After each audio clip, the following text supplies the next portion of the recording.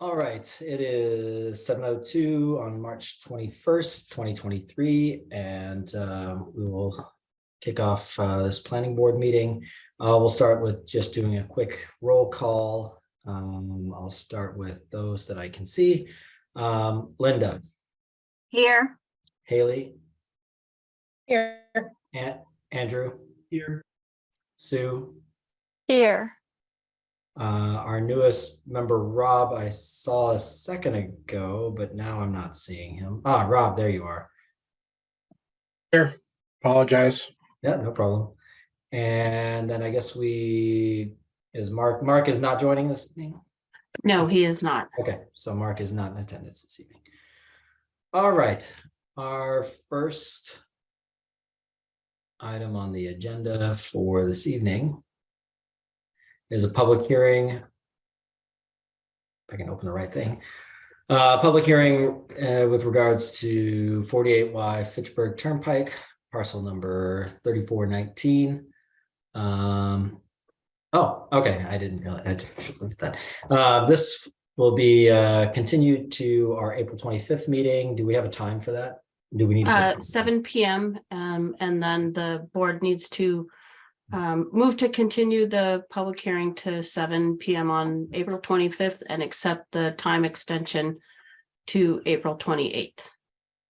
All right, I'll do that. I'll make a motion to move the public hearing for 48Y Fitchburg Turnpike to our meeting on April 25th at 7 p.m. and make the time extension to April 28th. Yes, except the time extension. The time extension to April 28th. Second. Sue, second that, and then I'll take a quick vote. Linda. I'll take that as a yes. You're muted, but you're okay. Haley. Yes. Yes. Andrew. Yes. Sue. Yes. And Rob. Yes. And I'm also a yes. All right. For the second item, right on time. A recommendation to the ZBA regarding the Concord Center for Visual Arts for a special permit with site plan review under zoning bylaws 7.1.3, 7.7.2112, 11.6, and 11.8 to demolish the existing Coleman Gallery and construct a, let's just say, 2,600 square foot addition to an existing 7,300 square foot non-conforming structure and relief from parking at 37 Lexington Road, parcel 0015. All right, we have a lot of people on camera, so who is here to represent for this? John, if you're one of them, you're on mute. John, you're on mute. That's fine. I didn't realize I controlled my own mute, but that's fine. So what we'd like to do here is I'd like to briefly introduce the overall project and introduce who's going to be participating this evening. I am the architect working with Concord Art on this project, and we have with us also the civil engineers, Hancock Associates, and unfortunately the traffic consultant Vanessa Associates could not have their primary person with us this evening. So we will be deferring traffic discussions until the continuance, which will be when the peer review piece comes in. So the general presentation for us this evening is that Kate James, the director of the Concord Art Association, will give us a general overview of the institution, and then I will pick up and talk about the building and the components that follow. And as issues specific questions come up for relevant sub areas, we will sort of dive into those specifically. So Kate, why don't you give us a little bit of an overview? Thank you, John. Good evening, everybody. My name's Kate James. I'm here with Stan Black, who's on our board of directors at Concord Art and also the head of our building committee. We are very excited. We've had extremely positive feedback from this plan, so we're really excited about it. So Concord Art was established in 1922. That's when it was it had its first board of directors and had it bought this building.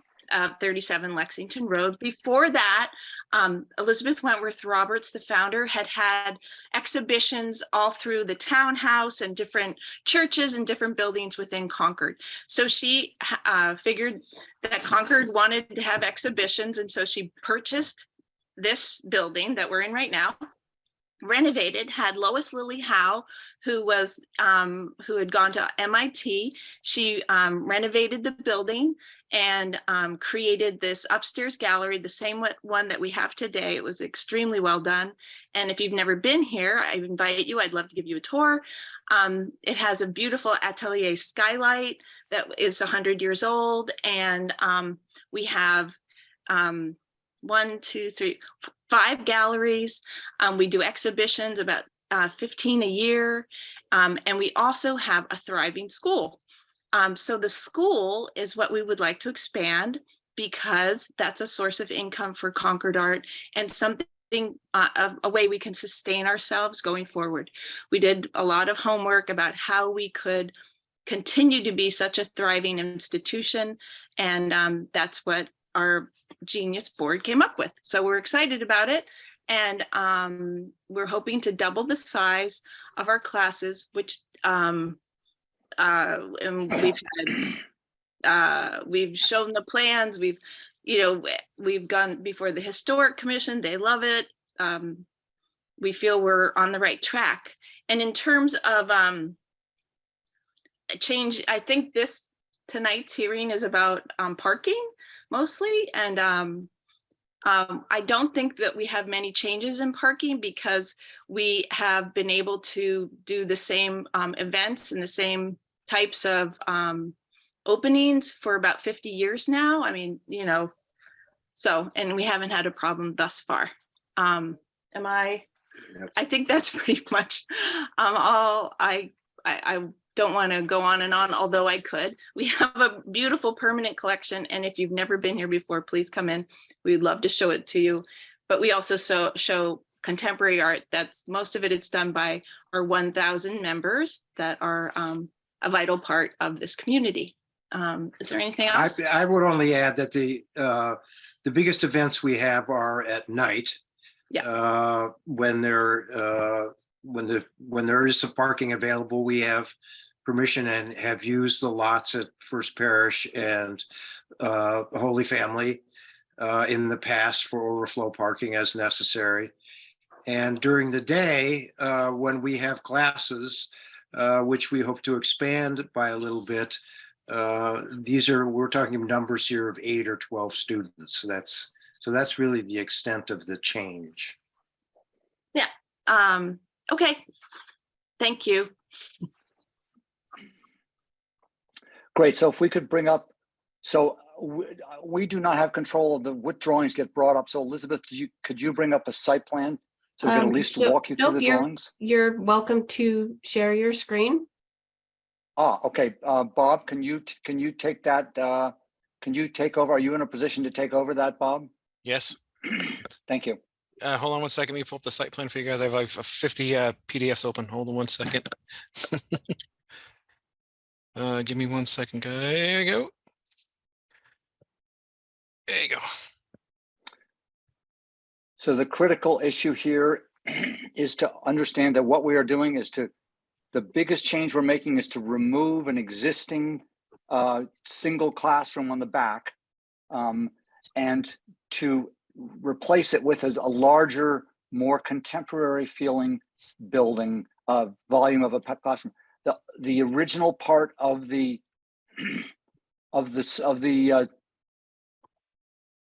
Art Association, all the gallery space, is all remaining exactly the way it is now.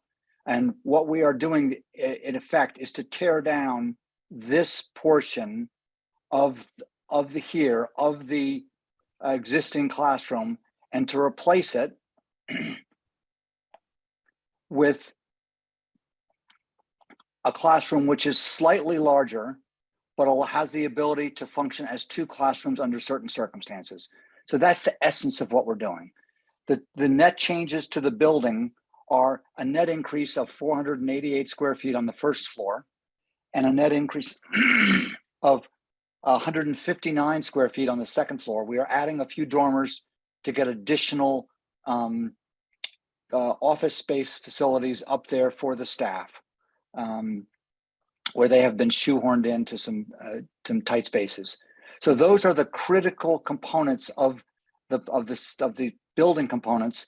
Let's just at least briefly walk through the aesthetics of the things that we showed the HDC for the perspectives, exterior and interior, to give them a sense of what they're going to be considering.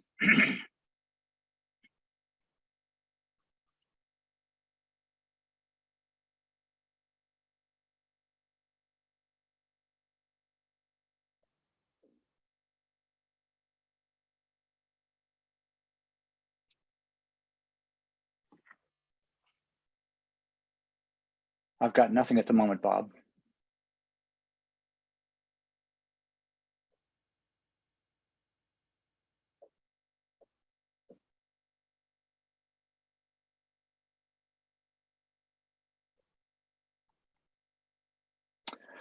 So this piece right here sort of best explains, Bob, can you go back to the perspective that shows more from the street? Yes, that one. So this perspective best explains the overall impact of the building.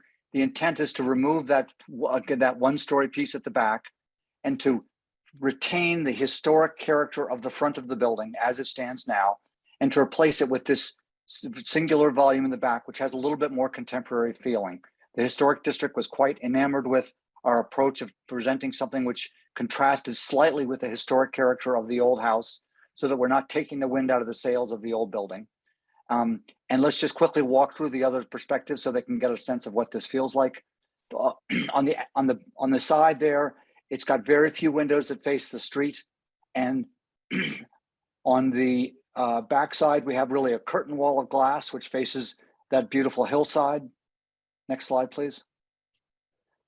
And then the inside of the building looks like,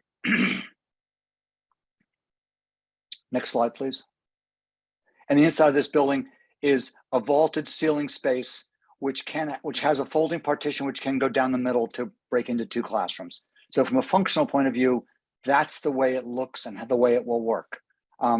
From that Stan and Kate both referenced that we had presented a building use chart that outlined the increases in occupancy, and the chart, the primary emphasis of the chart is that so much of the existing functions will remain unchanged. The changes are the potential of adding an additional classroom during the day, which by our calculations comes to approximately 8 students per day, and several classrooms at night, which could be approximately 24 students per week during the nights.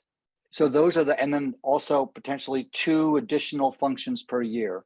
So those are sort of the usage increases that are associated with this project. So that's kind of the critical components for consideration. The existing site has 1 parking space on it, which is handicap accessible, gives us handicap accessibility to the building, and we are asking for relief for the additional increased square footage that we are proposing. The draft of our traffic consultant has been presented to you, but we were hoping to make a presentation to you on this issue fully next session, when we would go through and have available to us your peer review from your required peer review consultant. I don't know how else to state that. So those are the critical components of the project. And I guess at this point, I would probably open the conversation to the board and see if you want to direct the conversation to any specific element or component of our effort. Thank you. Yeah, so first off, I'll say I like the aesthetic of of what you put together there. I do have a couple of questions. I know the building. I cannot remember for the life of me the last time having driven past it. So I was looking at Google Maps. Is there currently still like a row of pretty established trees that are between where you are and the residents to the right? Or have some of those been already removed? And if not, will this affect any of those trees? There are a few, so Kristen First, who is doing the landscape, unfortunately, also could not be here this evening. But I can address that several of those trees in the site plan, it does show which ones are being removed. Okay. But the big effort is that large tree that's right there is intended to remain. We are going to great lengths to retain it, and working with the arborist to make sure that stays and that is protected. Okay. And then the second question I had was, I know there's a small, like a 5 foot or so retaining wall that's sort of there. This doesn't affect that. It's looking from the aerial that you had shown earlier. You are correct. That old historic wall, which is one of the magnificent features of the site, is being fully retained. And one of our efforts there is to try and when we get down to talking about the civil engineering and water management, is to do a good job of water management such that piece, which everyone loves so much, is being well taken care of, and it is intended to remain in place. Okay. Yeah, so I guess one more question before turning it over to others on the board. So in terms of getting construction equipment, material, all that sort of stuff around to the back, especially if you're retaining that one tree, is everything planned to go through the left-hand side?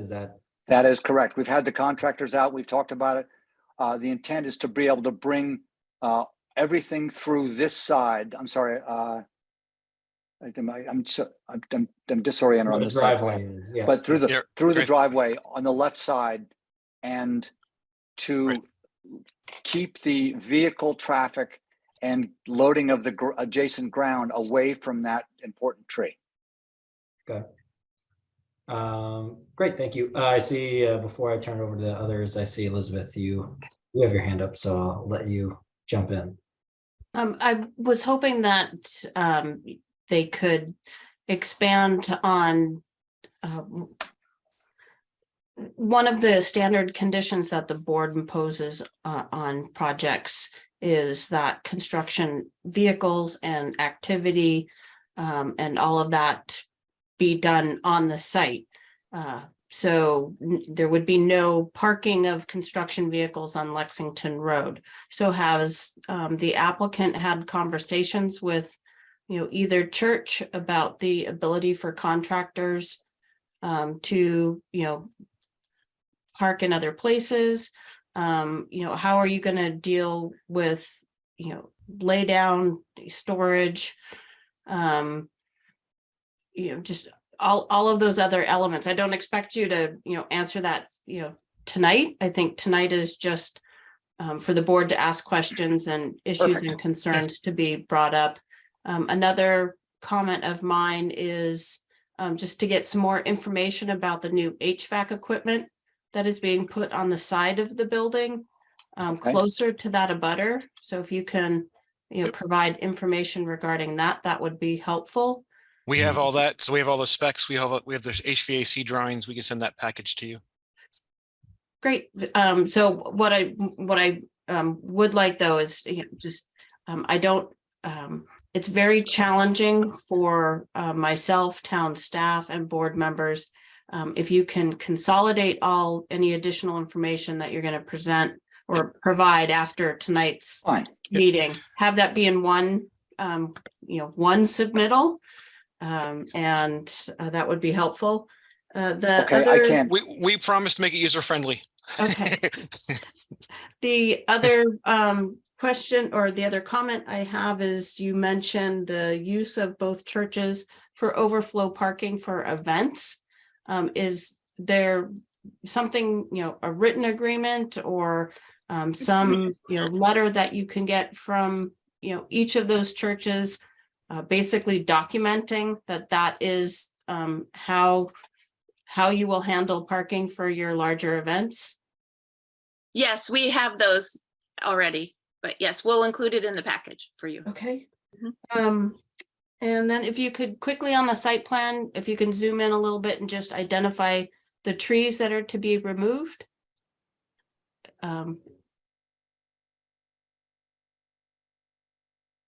So you can see here on the side, Give me some one of this second. is diving. Sorry, give me at the, that's the existing. Hold on one second. Where are you, landscape? Board billing. Some of this is stuff that might well be best addressed by Kristen first at the subsequent meeting, but I can show you the site plan does identify which trees are being removed.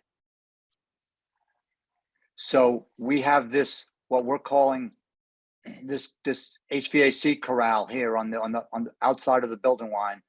This is the tree that's remaining. All of these big trees are remaining. There are several small trees which are being removed, and we are adding additional planting in there to provide landscape buffer to the abutter. So maybe on a plan with your additional information that you can submit, if you could just highlight the trees that are to be removed or call them out so it's easy Fine. to see. Easy to understand. Hey, can I interject one thing before we move away from the HVAC? That we have complied with the town's new interest in promoting all electric utilities, and the new addition is heated and cooled entirely by electric components. There's no additional fossil fuel being burned. That's great. Okay. Elizabeth, did you have any other questions or comments? No, that was it. Thank you. Great. Okay. Are there any other questions or comments from board members? Yes. Linda, go ahead. I have just a couple of questions. With regard to the HVAC, can you also include information on the sound levels from it? Yes. Okay. Are there any changes going to occur on the exterior lighting? The exterior lighting package is covered in the landscape package, and I think I'm going to defer that to Kristen first to answer it next. But I will put that on the list to. But it's actually quite modest. But I will defer that and let Kristen answer that question directly. She'll be more knowledgeable as part of her presentation at our subsequent hearing. Before we move on from that topic, sorry, Linda, let me just jump in before we move on from that lighting topic. I know we've had this come up for other projects in the past that have a similar, glass array in the back. Is there, or will there be some sort of, automated shades or something that are in that back that limit the amount of sort of light bleeding out that might be disruptive to the abutters? We have talked about the possibility of having shades. I think that the general, but that's actually an interesting question, and I haven't actually addressed that for light control, shades for light control. I just know that has come up in other projects, so I just want to make sure we're sort of on top of that. That's fine. So let me just point out that back wall, that the lion's share of the glass faces directly to the stone wall. No abutter looks into that. So when we did this, we actually were subject to an HDC site walk, and you realize that if you go up into the cemetery, you can in fact see the glass wall, but no house can actually see the glass wall. It does not face any abutters. Yeah. So it only faces the landscape. And it looks like, so on the sides of the building, it just looks like there's doors. Well, I see doors. It's mostly opaque. It's mostly opaque. There's no, yeah. Okay. Oh, go back to the other side. Yeah. So there's no, yeah. Okay. So that's there's less glass on that glazing and stuff. like Yes, that. and then we'd be happy to say any glass that faced in a butter, we'd be happy to put a shade on such that we had light control. If that was to one of the conditions. I, for one, would consider wildlife to be an abutter. It's a fair point. I see. Okay. I agree with you.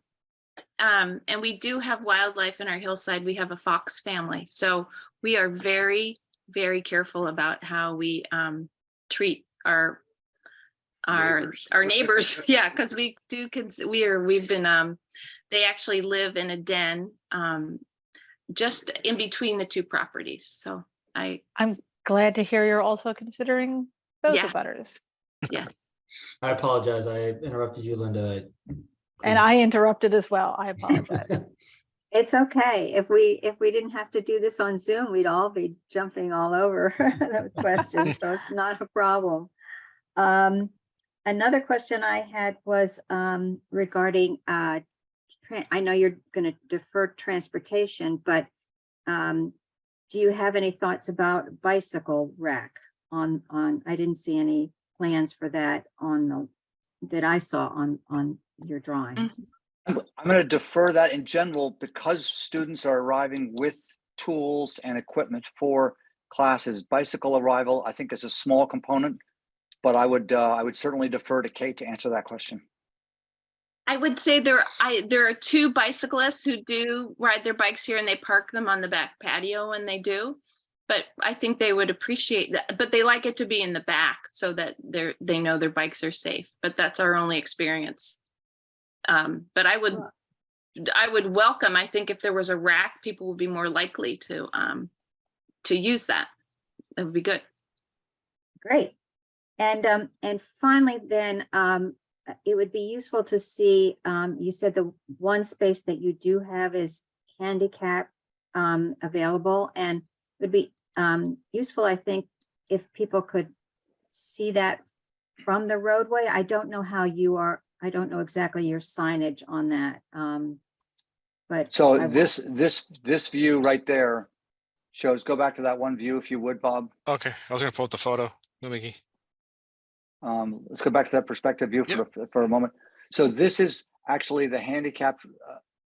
Go back to that photo that shows the whole overview from the street, please. Okay. 1 sec.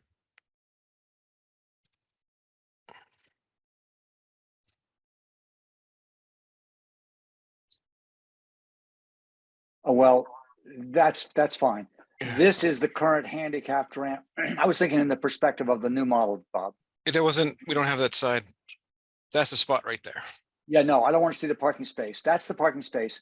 The current handicap parking space gives access to the sidewalk, and then the sidewalk gives access to the handicap entrance to the building, which is on the other side of the building. Sorry. Right there. Which is search. What are we rendering? Sorry.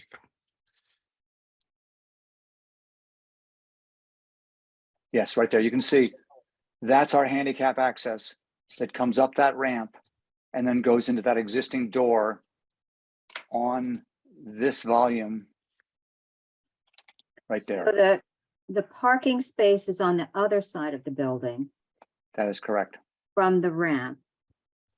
That is correct. And- That's the way it is now, and that is, we are not proposed, we're really not able to Right. change that because of the So- grade condition. John, can I speak to this for a sec? Can you hear me? Yes, Yeah. yes. Yeah, Please okay. go ahead. So when I did an addition to this building some years ago, we designated that handicap spot in that location. And if you proceed directly in the same direction towards the back of the building, there's a ramp there that takes you into a back door. Actually gives you access to two doors in the back that are all handicap accessible. And in terms of wheelchairs, that's better. The sidewalk is made of dirt, so it's easier that way for people to go in than to go down the town sidewalk to that ramp. Okay, I just think it might be useful for people visually to know that space is handicap only. There's a And how- required sign there.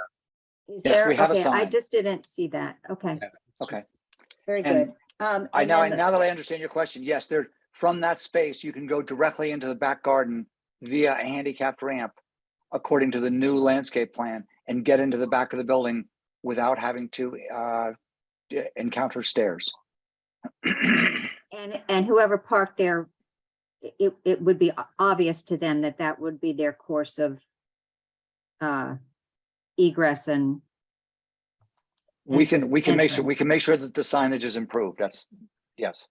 Great. And then in terms of snow removal, do you remove all of the snow from your property, or is there a place where it would be stored? Kate, do you want to address snow removal? The snow removal is the, excuse me, the driveway. And then do you mean in terms of handicap accessibility? No, where's the snow go? Oh, the snow, they just push it back and there's a pile in the back of at the back of the driveway. Okay, and that's adequate, I would think. Yeah. Okay, thank you. I know, don't tell. Okay, good. Thank you, Linda. Are there any other questions or comments from board members? Nathan? Yeah, go ahead, Rob. My question would be, for your contractor, I would imagine you're pouring a slab there, how many trucks they're gonna be bringing in, and what that coordination is gonna look like in that tight area, where you're gonna be removing the spoils that are there and then pouring that slab, for the addition. I know you don't have those answers now, but I would think that's something, given that area is very, high traffic, bringing concrete trucks in or dump trucks in and out, there's going to be a little bit of coordination. I think that's something we probably want to explore. And then, I'm sorry, go ahead. no, you go ahead. Sorry, you can respond. So Sorry. you're absolutely right. I think the concrete is intended to be pumped, not directed into the, there are no concrete trucks going into the backyard. Yep. And just as a point of reference, we're actually proposing to build a basement under this new addition. Okay. So that there was some dry storage space for the facility. Currently, they have a fieldstone foundation of minimal clearances, and the intent is to give them some relief from the congestion that is accumulated down there. Okay. Then my other question, we talked about the shades. I would think maybe looking at that as a benefit for heating and cooling, mostly cooling during the summer months, if that's, something to look at for that benefit. That's fine. That glass does happen to face virtually due north, so we'll see almost no direct solar gain. Yep. It's really about the whole notion of, as you always frequently hear, that art studios like to have soft north light. So that actually was one of the reasons that we were able to focus the design to be able to keep a lot of glass facing north, which did not change the aesthetic from the street, but gave them that soft light, which they admire so much. Excellent. That's all I had. Elizabeth, I see you have your hand up. I have a question that was actually for you, and maybe it's related to what you're about to say or ask. In terms of having equipment like, a cement pumping truck, what are the rules around having those out front, like time wise? Obviously We basically get a parking permit, just the way you do for other construction projects. They get like you see a dumpster parked on the street. There will be a dumpster. They'll get a dumpster permit. They'll have a temporary piece, which will, and they're probably actually for a spot on Lexington Road like that. They probably, I don't know for certain, but I suspect that there will probably be a police detail that would administer it. So I'll answer the question, but So as a standard condition of approval, especially for projects like this in this location, the applicant will be required prior to any site work, you know, doing anything, should the project move forward for approval, they're required to have a pre-construction meeting with myself and various town staff departments. The applicant's required to present a construction sequencing and safety plan that goes through and outlines specifically the different steps in construction, the construction safety fencing that will be put up, where required, dumpsters, the site's not going to be able to handle, having a dumpster, having, where's the porta potty required porta potty going to go? You won't be able to have a construction trailer. And as part of that whole construction sequencing and safety plan that gets reviewed by the fire department, gets reviewed by the police department, building department, myself. They'll be required to go through all of the steps as far as going through public works engineering and the highway and grounds superintendent, whether there is going to be any impact or temporary use of spaces on Lexington Road. They'll have to coordinate. You would not be able to put a standard, large roll-off dumpster on Lexington Road, given the width of the road, the speed, the cars, the traffic. So there's going to be a lot of coordination before, one shovel goes in the ground for the project. Additionally, as part of that construction sequencing and safety plan, at the pre-construction meeting, town staff goes through with the applicant, the contractor, the site super, the property owner. We go through the whole decision, the list of conditions, what needs to happen, when that needs to happen, who's required to provide information, what department or division has to sign off on a condition before something can happen. So this project's going to take a lot of coordination before there's any shovel in the ground. Thank you. That was a very clear, succinct explanation of what lies ahead for us. Thank you. Thank you, Elizabeth. That's what I was looking for, because the location, yes, is going to take some doing to sort it out. One additional thing I want to bring up, just because again, this is looking for parking relief, and as we've talked to others that are also looking for parking relief, we are looking to the future and what the direction the town is going. I realize that you have basically, let's say 2 parking spaces there. One of them is obviously, or it is dedicated as a handicap parking spot. No, there is only one parking space for that space to be a handicap space. It cannot be a tandem spot. It takes the whole space because of the required offload area.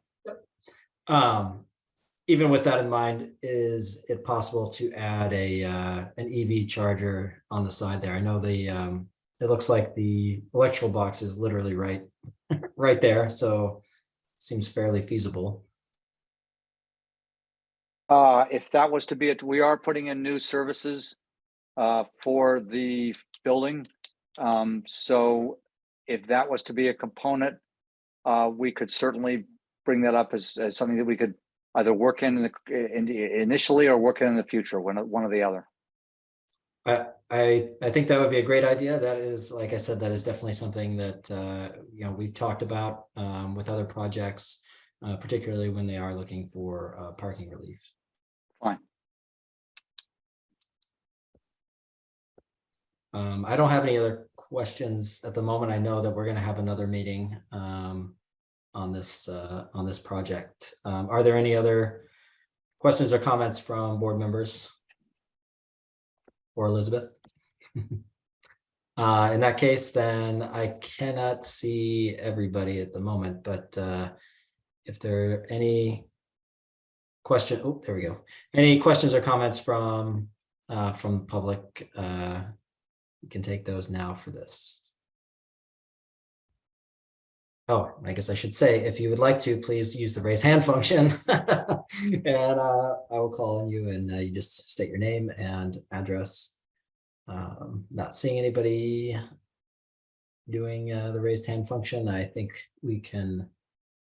Do we know when are we moving this or continuing this one to? Also who's our next one? So your next one is the 11th.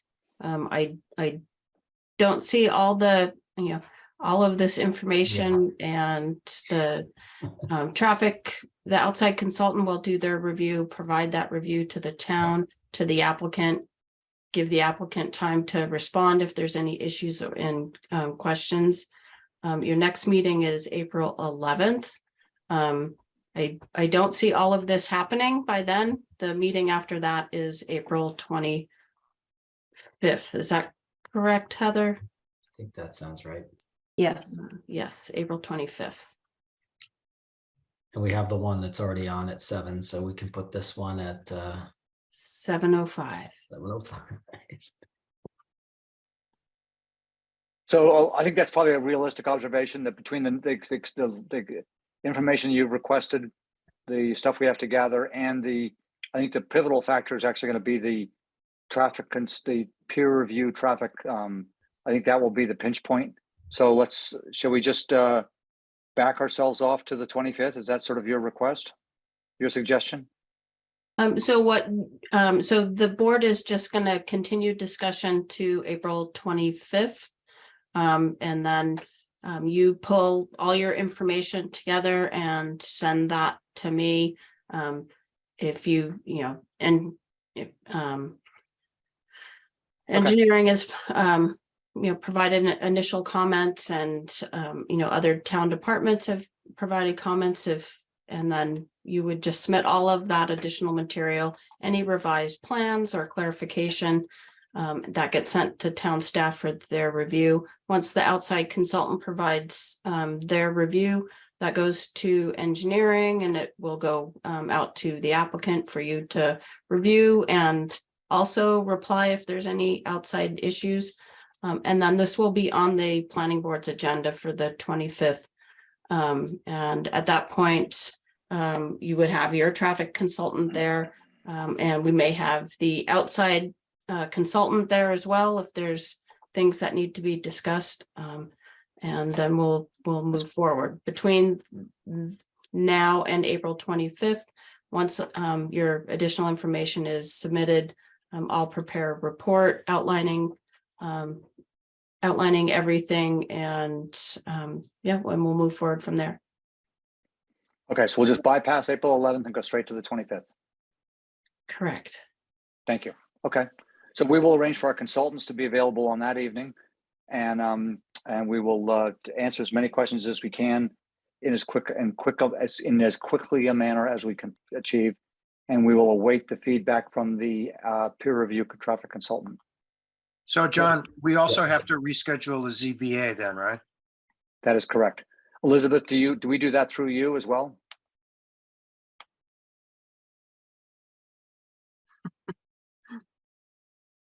She's talking. I can't hear her. Well, There we go. My mute button wasn't unmuting. You can just submit a email requesting that the public hearing for the Board of Appeals on the 13th be continued to their meeting in May. Okay. Great. Okay, we will do all of that. Great. Thank you very much. Thank you. All right. So we will continue this too. We do not need to vote on this one, is that right? You do not. It's only a recommendation. So well, yes, we will continue this to April 25th at 7:05 p.m. Thank you, everybody. You. All right. The next item on the agenda is we're picking back up with 59 Walden Street.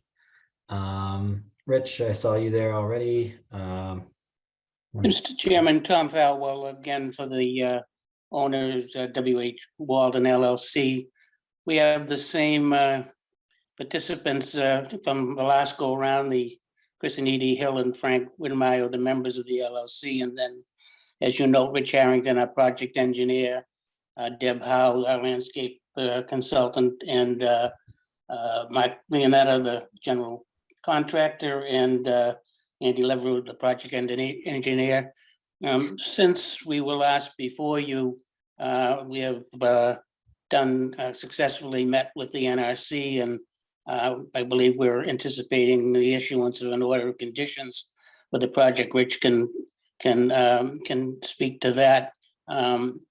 Tonight, what we'd like to do is to address the questions or the changes that have been made as a result of the input we got from the board the last go around, as well as the report that came from engineering today, which Rich is prepared to address as well. So with that, I'd turn it over to Rich to continue the presentation. Thank you, Tom. Good evening, everyone. Can you see my screen showing the landscape plan? Yes. Terrific. This plan reflects the last time we were here, we had talked about improving the circulation around the back of the property as you go from the entrance aisle to the exit aisle and back out down the left side of the building. This is the most recent landscape plan, which reflects the outer edge of pavement, which has been agreed upon by the planning board, the Board of Appeals, and also the NRC. What we're doing is I'll walk you through this, but we have a robust planting plan on the back that Deb Howe can speak to if deemed necessary. We have additional plantings along the front. And then in the back of the building, we have a handicap space and a sidewalk going up to the front entry. And to the right of the handicap space is a void space there where bicycles can go, and also the electric vehicle charging station. And then the utilities will be upgraded behind the building. The process of this plan originated from a stamped landscape, a professional land surveyor, Paul Campbell from Chess Engineering, provided the existing conditions survey, and that's a separate document outside the plan set, but it's mentioned in the engineering comments. But I just wanted to bring this to your attention that all the information is referenced from a professional land surveying existing conditions plan, which shows all the existing line work and the spaces, and you see those faded on our erosion control plan. Our current plan, and this is the sheet that shows on the right side here, we have spaces 1 through 14 in a counterclockwise direction in the center, and space 0 here would be where the bicycles can park. We have the floodplain line on the back of the building, and we're proposing a proposed concrete curb that'll be raised up to define the area behind the building for all the utilities, etc. We have the proposed setbacks from the edge of the river. Millbrook is greater than 25 feet at 25.25 feet here, and we're holding 20 feet from the edge of the wetlands. And this allows for the full-size spaces within the interior. So we have a new edge of pavement. We're inviting the existing stone trench forward, and the remainder of the area that's been disturbed will become a retrofitted bioretention area. On the main part of the property here, you'll see that currently right now there's a sump basement or a sump pump in the basement that's connected to the town sewer and also discharges out back.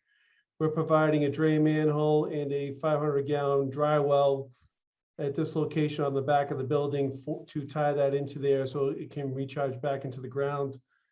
The green represents the new outside edge of the fingernail, if you will, of the new edge of pavement, the invited 3-foot wide stone trench to the edge of the pavement based on recommendations from Delia, your natural resources director, with the remainder of the pavement removal becoming a bioretention area.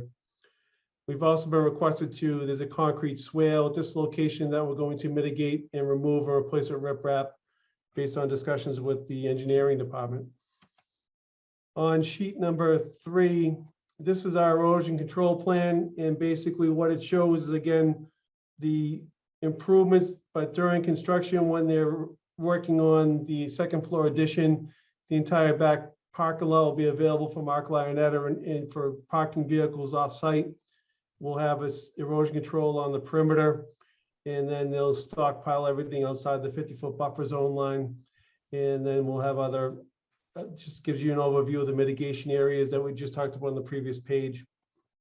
We added a 4th sheet, which is the construction details plan. So On the bottom of sheet 4, we have a roof drywall. We have 5 existing drywalls. There's 3 down the right entry, D1, D2, and D3. And then we have 2 on the left, so D4 and D5. Those are going to be opened up. They're covered in pavement right now, so we're going to, the contractor I'll be on the site, we'll inspect each one, and then we'll upgrade it deemed necessary, and then we're going to add the manhole for the sump basin. The 3 additional details from left to right is the proposed paved swale mitigation that's going to become riprap with all the spot grades in the floodplain. So that will keep the existing grades, and there's a condition to put a silt fence around that during construction. The stone trench detail on the back of the property. The existing edge of pavement spot grades are shown in the existing stone trench. We're going to remove the pavement in the sub base and replace it with engineering soil of a compost and sand mixture. And with the new saw cut edge of the pavement, the new stone trench and the bioretention area will not encroach any closer to the wetlands today. And the bioretention area detail on the right-hand side at the top, we have an existing pavement that goes to a stone trench. That's a 2-foot deep. So we're going to saw cut that pavement, invite the stone trench closer. Then we're going to have a 3-inch ponding area for riprap and the engineering soil there, so that you'll have a new bioretention area in that location.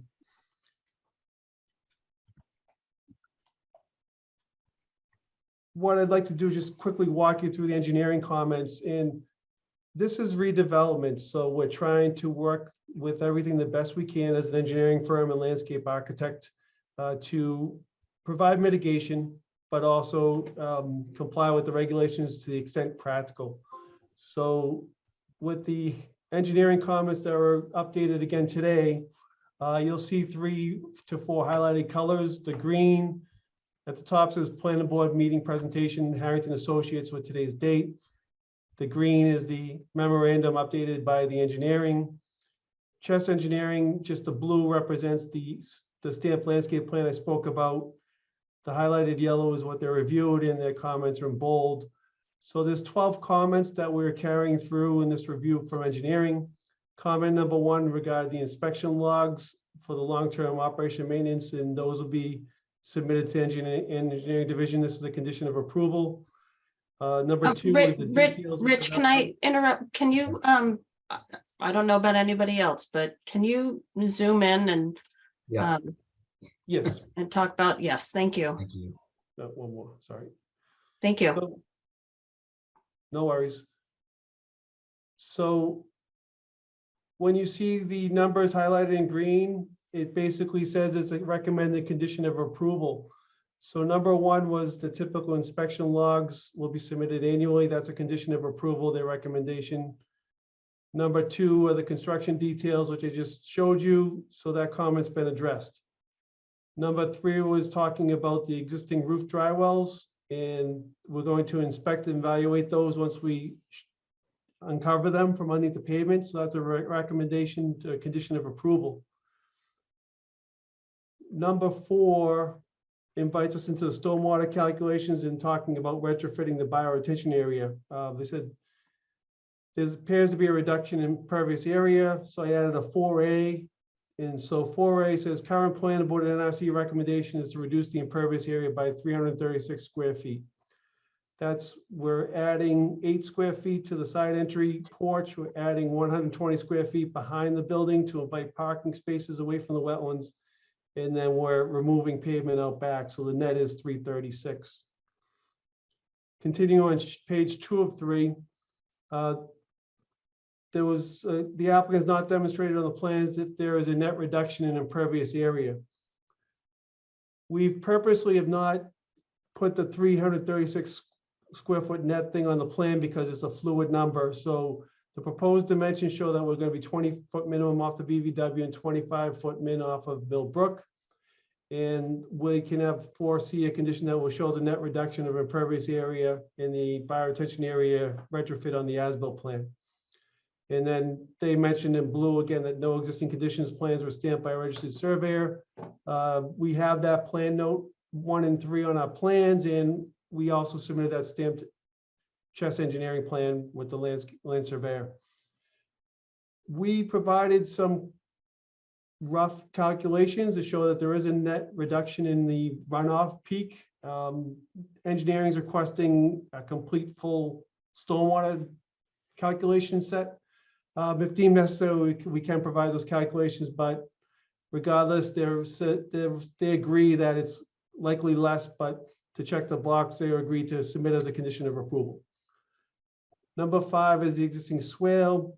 We're going to put it in riprap. We don't believe it's associated with any town drainage system, so they were curious about that. So we do not believe it's associated with town drainage.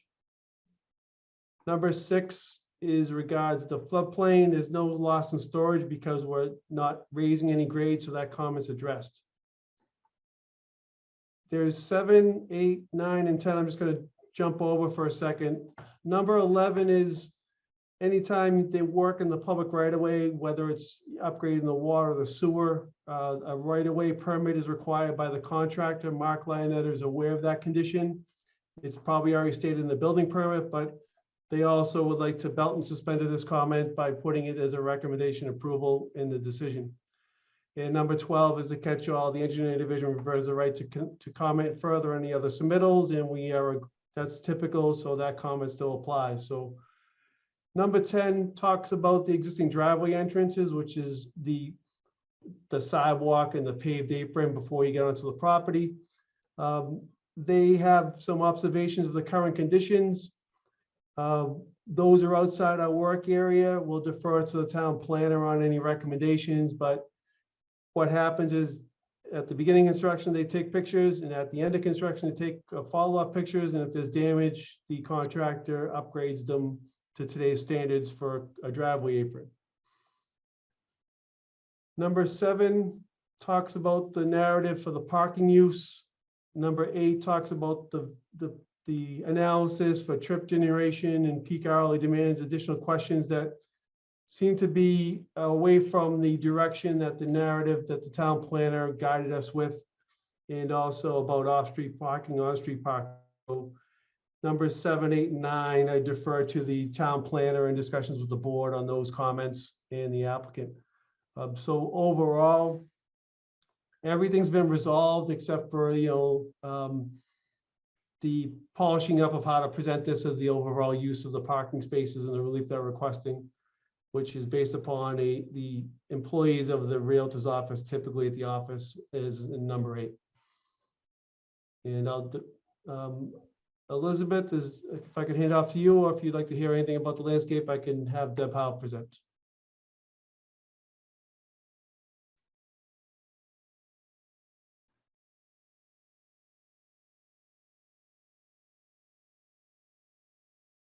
I'm not seeing Elizabeth on there still.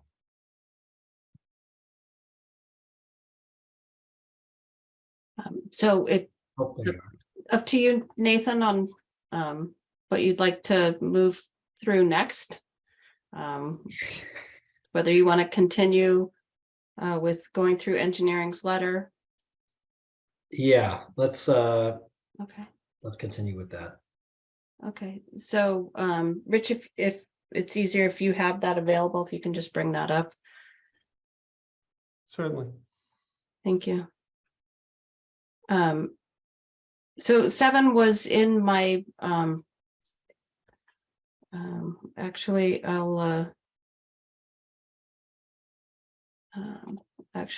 gonna stop that. And so in the draft recommendation letter to the planning board, that comment is still remained. The board did briefly talk about it previously. I'm not sure how the board wants to, let me find it, there it is. I'm not sure how the board wants to move forward with this, with this comment. What we had talked about last time is that, the zoning bylaw does not configure parking based on worst case scenarios. So let me bring up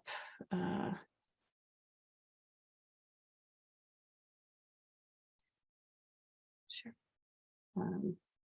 So this is what the board had briefly talked about last time, and I'm not sure how the board wishes to address engineering's comment. I understand where they are coming from. There are a lot of different pressures on public works engineering with parking in Concord Center. So I think they highlight that concern whenever they can.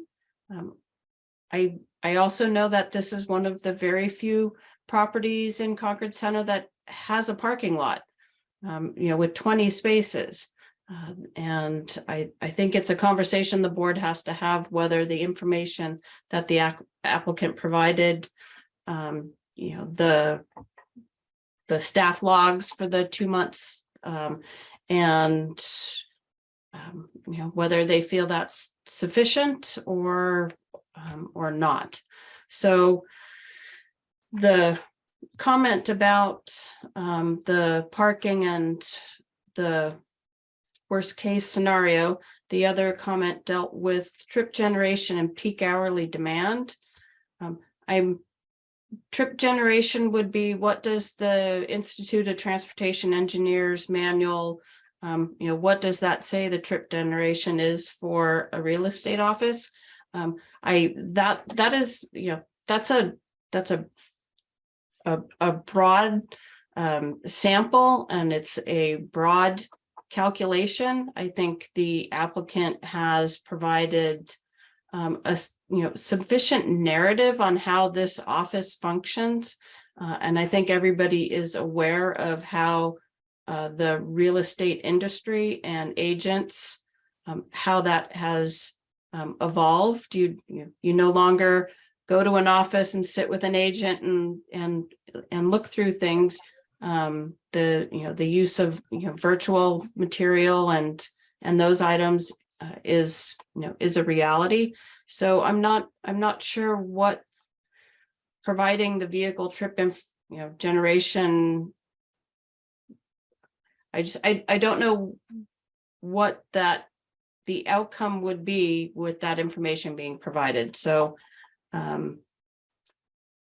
don't feel like I'm helping the board navigate those two comments very well, but I think it's something that the board has to discuss. You're muted, Nathan. Yeah. The screen just told me that I just started talking.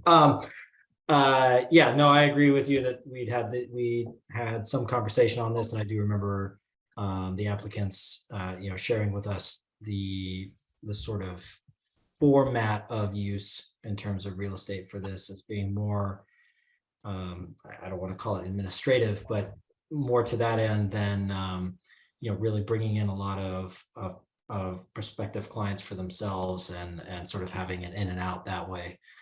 So I think they have done a decent job at explaining the use case scenario for them, as opposed to sort of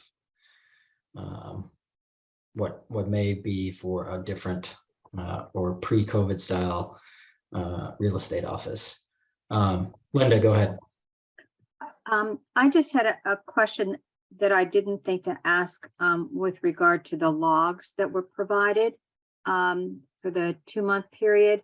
And I assume the company's current offices. And the question I have is, how many parking spaces are currently available or in use at the current location? We are in a corporate office building at 200 Baker Avenue. So there are a lot of parking spaces available and not a lot that are used. Okay, I find that helpful. Oh, Thank you. Yeah, to your point though, Elizabeth, I'm not entirely sure how we respond to that. I mean, can we make the response that, as part of our process and conversation with the applicants, we think they've made a reasonable argument to the volume of parking that that would be seen on the site. Yep. Okay, let's just say that. Unless, I mean, again, we've kind of been over this in a prior meeting, so I don't know if there's a whole lot else to discuss, but I'll open it up to other board members if they have any comments on this.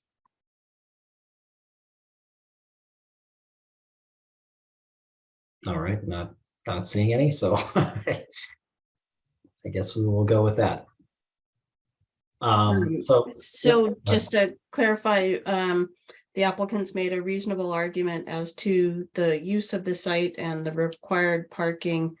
You had mentioned, given the change in the real estate industry and how clients and agents work post COVID,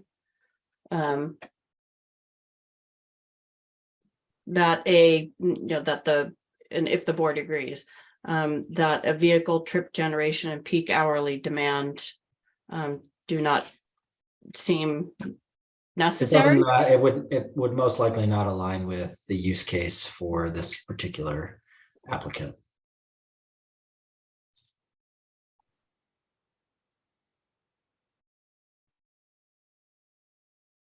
Okay.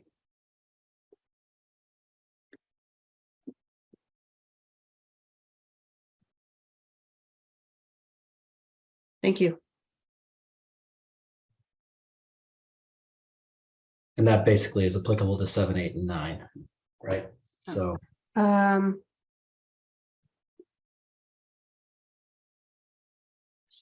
7 was.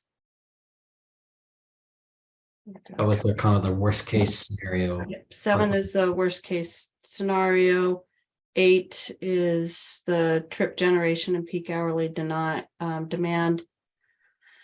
And 9 is just adding into the board's recommendation a condition that's 6 months after the issuance of the occupancy permit, the applicant shall conduct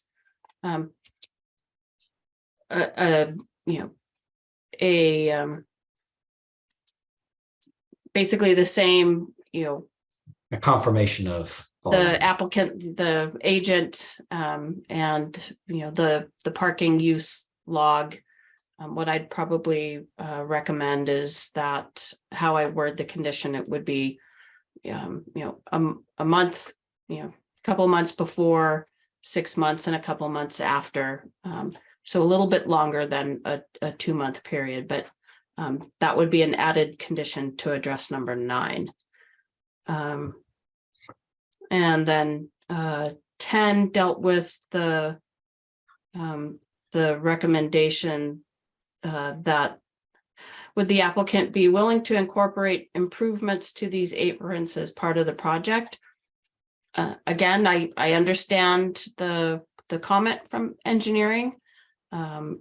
The concern I have is the previous part of that sentence is, it appears the existing driveway aprons are damaged and will deteriorate further with the proposed construction activities and may not meet ADA standards. That area is within the town's public road right-of-way. If it currently doesn't meet ADA standards, I have some concern that just crumbling pavement can lead to having to, go further down the sidewalk if there's an ADA slope issue or, other issues with having to then go beyond the scope of the project to address ADA issues in the public sidewalk. So I do think that there should be a condition that the applicant, provide documentation of, both driveway aprons to engineering division prior to site work, and that prior to the issuance of a final certificate of occupancy, the applicant provides post-construction photos or have engineering do an inspection, and then they can make a determination on how to move forward with if there is significant damage to the driveway aprons. I think that's a good idea. I would just add to that between those two aprons is a crosswalk, I guess apron.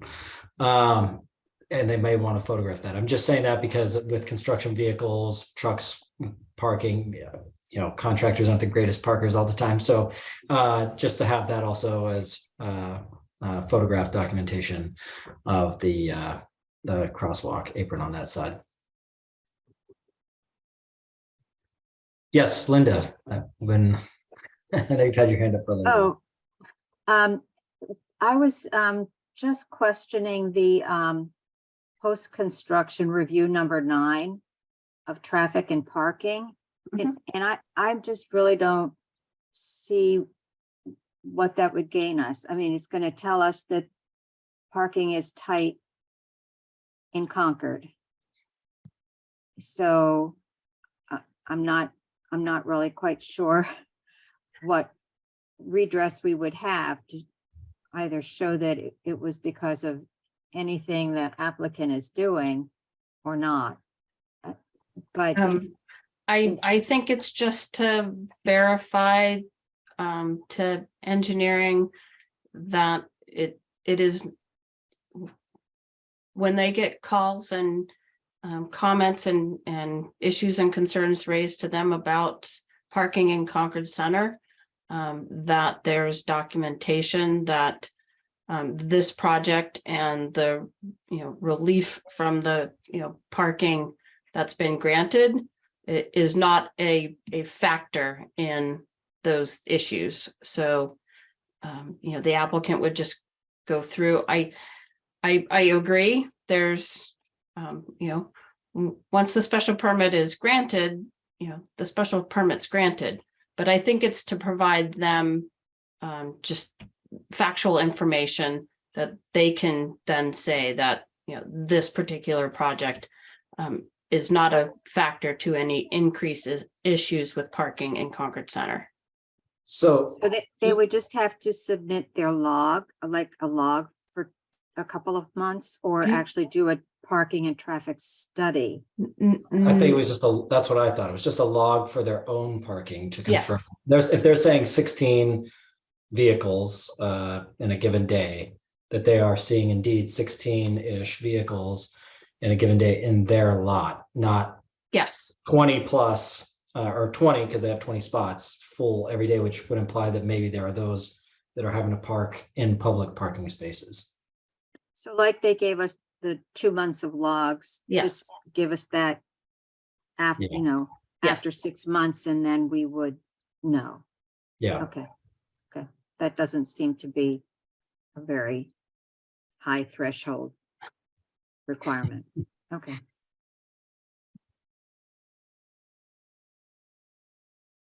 Thank you. Okay.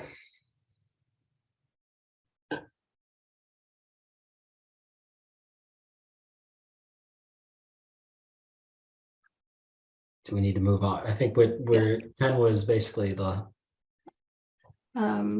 Yep. I did get some minor corrections from on the draft recommendation letter from Sue, but she also had raised some questions. So Sue, I don't know if you want me to bring up your draft and sure, you can ask your questions. Okay. Right. Okay. We will start with okay. All right. So under item 1 here, I did not understand this phrasing, angled parking from a 60-degree to existing angle at 68 degrees. What is this term existing here? Or is this supposed to be from an existing 60-degree to an angle at 68 degrees? This seems like a wordsmithing issue. I don't know if I should be bringing this up. Nope, I think it's fine. So Rick, Okay. if you can clarify. Sure, the current angle is 68 degrees and the guidance or the regs say either 60 degrees or 75. So I think 60 is the closest to 68. Or So is it, so we're seeking relief from going from the required 60 degrees to an existing angle at 68. Oh, so you're not going. Oh, so when you say Oh, from okay. 60, you mean from a requirement of 60 degrees to, but you don't mean an existing angle, you mean a proposed Yeah, angle so we're of keeping 68. we're keeping the same non-conforming angle. It doesn't comply today and won't. We seek relief to not comply tomorrow. Okay, then for clarity, I would phrase that as from a required 60-degree angle to remain at the existing angle of 68, to remain at the existing angle of 68. And then I think it would be very clear what it means. Okay. Good. And then I also did not understand this sentence, relief improves the entry aisle width by 2 feet. So basically, Because under item 3, let me just clarify, under item 3, it says that the one-way entry aisle would be, rather than at the required 18, at 14 feet. So how is that improving it by 2 feet? So is this again from a required 18 feet to I the, propose 14 feet, yes. okay, That would be much more clear to say a required to propose. Thank you.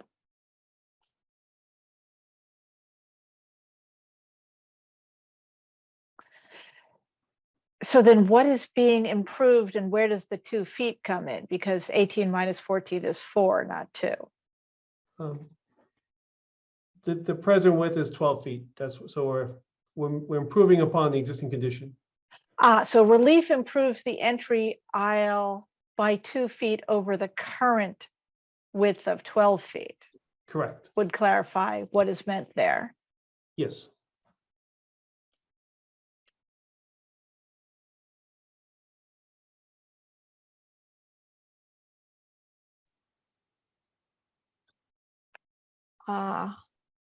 Great, except that you have a colon after 12 there, which can't be what you meant, Elizabeth. And I'm going to be a pest and say, please delete that single quote, add it again, and then type Control-Z to undo so that it will be a straight quote. Or copy and paste it from above, either way. Or just write feet, and then you don't have to worry about it. okay.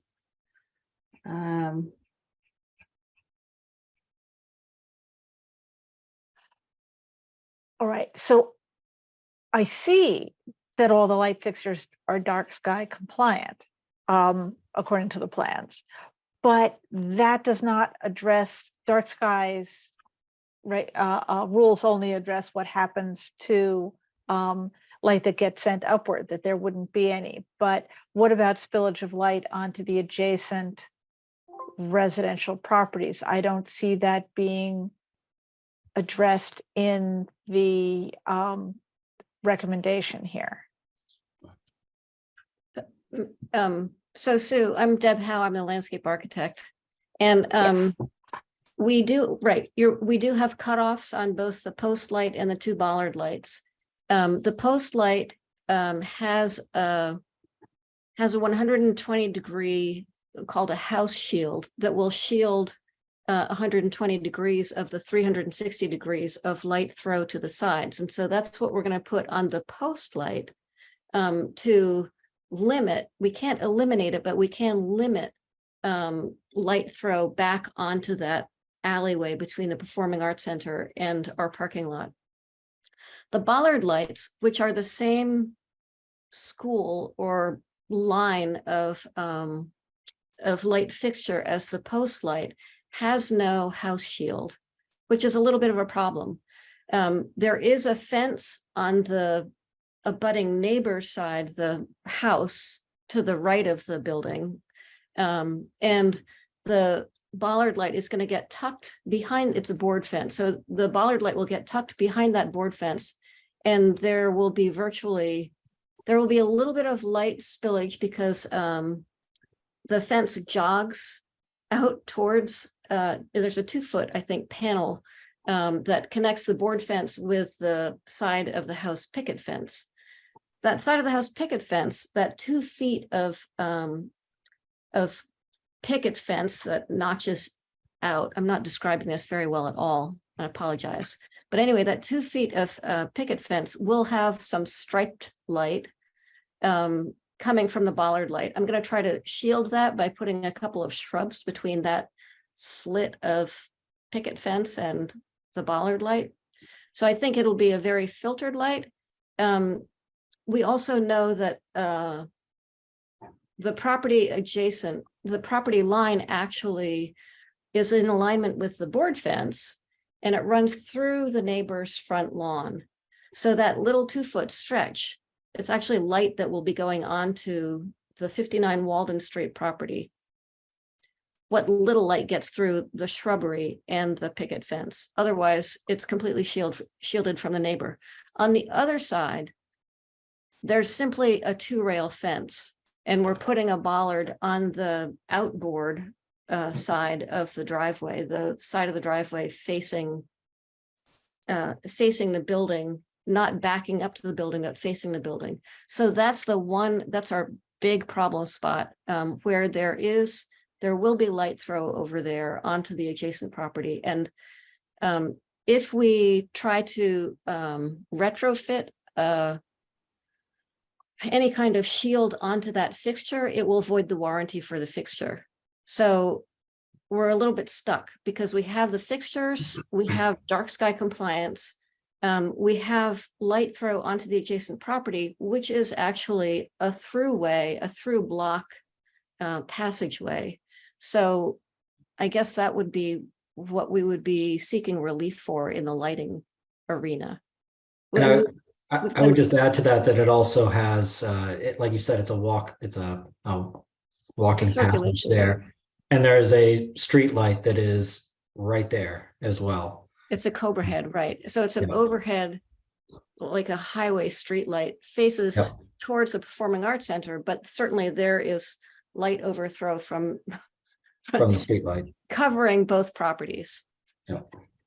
Then I would be more comfortable if we added language to our draft decision noting that there will be some light spillage onto adjacent properties, but the planning board believes it is not significantly greater than spillage already caused by public light fixtures, if that is sufficiently accurate to say. I don't know how other members of the planning board feel about that, however. So I'm fairly confident I can word something in the board's recommendation to, regarding the post lights in the back and the back shields. The bollard light on the residential side, does have a fence behind it. There will be also additional shrubs, so that will also significantly limit any light spillover onto the adjacent property. On this side that's being shown, that side there is the public path, and that is town property. I believe. Is that town property? Oh, is that the case? I thought that was owned by the. Yeah. church. Oh, it's the First Parish Church, but there is a public walking easement. I mean, there's a path that goes down there. So, and the bollard light that's on that side of the driveway, Again, there's the street light there and there's the path. And I feel that, the bollard light with, because it is a dark sky compliant, fixture, that the light from that bollard light is low and minimal, and will not represent a significant impact. Yeah, I would just feel more comfortable if we were a little clearer in our recommendation on the terms of item A, site buffers. And it sounds like you have it in hand, Elizabeth, to add a little bit of language about that. Yep, so I can definitely add that. Great.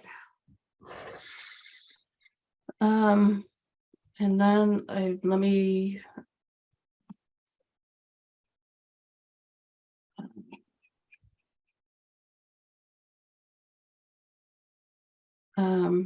So I you think had, that- yep, you had another comment on one of the conditions. Yeah, regarding, condition 6 is probably the one you mean. which those conditions come from the other town departments and divisions. So while it may not be grammatically correct, it is That's their what they condition. Okay. And I will raise your question regarding the use of may. When you codify something, I will give that comment to them, but I'm reluctant to change, the wording of a condition that's that specific from a different Okay. department. So, And you'll also raise with them the thing about existing water in service infrastructure so, can be constructed. Yeah. I will also raise that, but Again, it's their language. yeah, Water and Sewer Division, I believe that's actually a policy that's been adopted by the Public Works Commission that deals with water and sewer services that are over 50 years old. And there's different criteria on when they have to be replaced. I will raise the question about the estimated value of construction, was Sue's comment, and whether that value needed to be increased due to recent and ongoing inflation.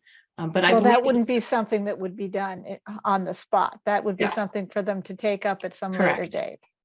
correct. Again, condition 15 deals with CMLP and their metering and meter supervisor, and when a new metering is required and where it goes. So I will bring up your comment. This was a about, matter of clarity of wording Yeah. only, not about the content of the condition. Yes. So yeah, I will raise those questions to CMLP. And your final question dealing with again, water and sewer and the requirement for full-size record drawings. And whether they needed to specify some lead time for them to be required, but that would be their business, I guess. It is, and I will raise the question to them about timing. Okay, thank you.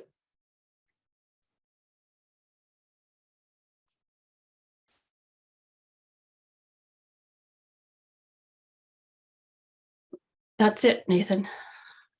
All right, and I'm not seeing it on here. I thought we were going, I know we've talked about it and they show it in the plans. Is the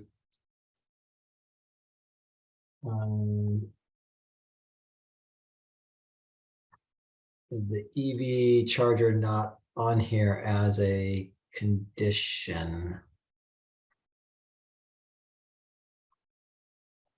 I believe it's the location is actually shown on the revised plans. Is that correct? It is on there. I just didn't know if we were going to have it as a stated Well, they have to build the plans as Condition. submitted, right? Yes.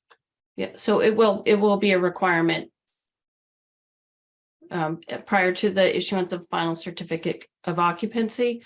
I go out, I review all of the landscape elements, the parking layout, the lighting, the fencing, the EV charging station, and all of that. Okay. All right. Are there any other questions regarding the, well, I guess so. No, I'll go back to from the board. Are there any other questions or comments on the letter? And thank you, Sue, for your work on that. Sorry, I was so late on it. All right, not seeing any. So Elizabeth, do we need to wait to hear back? No, I think you addressed the outstanding issues and concerns from engineering, and documented that as part of your discussion. I'll make those changes in your recommendation letter. So if the board agrees, it would just be moved to vote that the planning board recommend approval of this special permit based on the draft decision as amended this evening. I always like it when you do it that way, because then I can say, There you I go. make a motion that is exactly that. So can we get a second? I'll second that. Thank you, Andrew. All right, I'll take a vote based on who I see. So Linda, Yes. Haley, Yes. Andrew, Yes. Sue, I, Rob, Yes. and I am also a yes. Great. Thank you very much, everybody. Thank you very much for your time. We appreciate it. Thanks very much. Have a great evening. Thank you, you Thank you. too. All right, 8:30 and getting to our 7:15 business.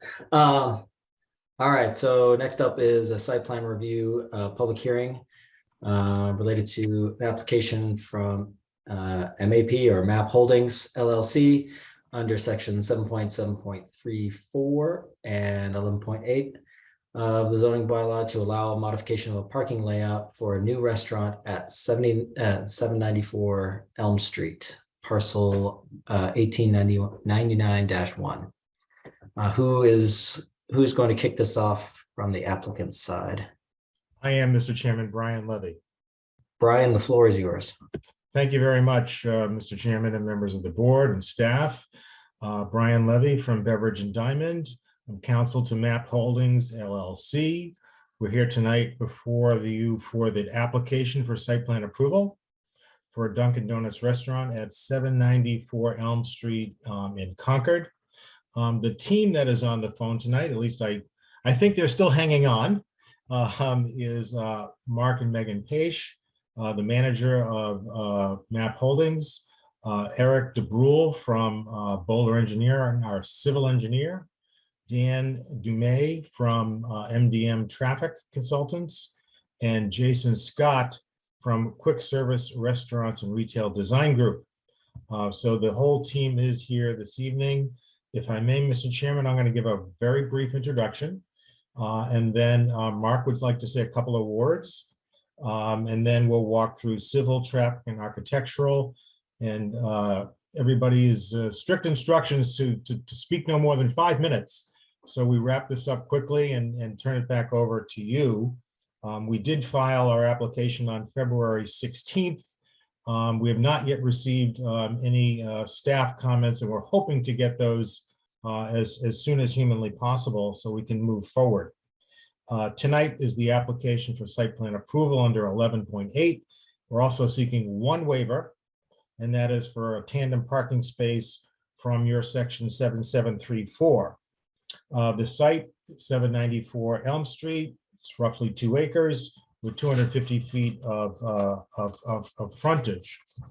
The zoning is limited business 1, and it's also in the bypass zone. And there's really 2 points I want to emphasize tonight. One is the project is substantially less than the prior use, that we are taking what was an Asian gourmet restaurant with 85 seats and transforming it into a Dunkin' with 34 seats, 34 indoor seats and 14 seasonal outdoor seats. So the intensity of the use should be much less. Of course, during the AM peak hour, the store will be busy. There's no, sort of hiding that. We're not seeking to do that. But in a general sense, the intensity of the use will be much less. There will be no drive-through associated with the Dunkin', obviously. The other point I want to stress is improvements. There'll be a number of improvements made as a result of this project to the building interior, the building exterior, the parking lot, the dumpster facilities, the added porch with outdoor seats, the lighting, the landscaping, and reduced municipal impacts will all be improvements to the site and for the town.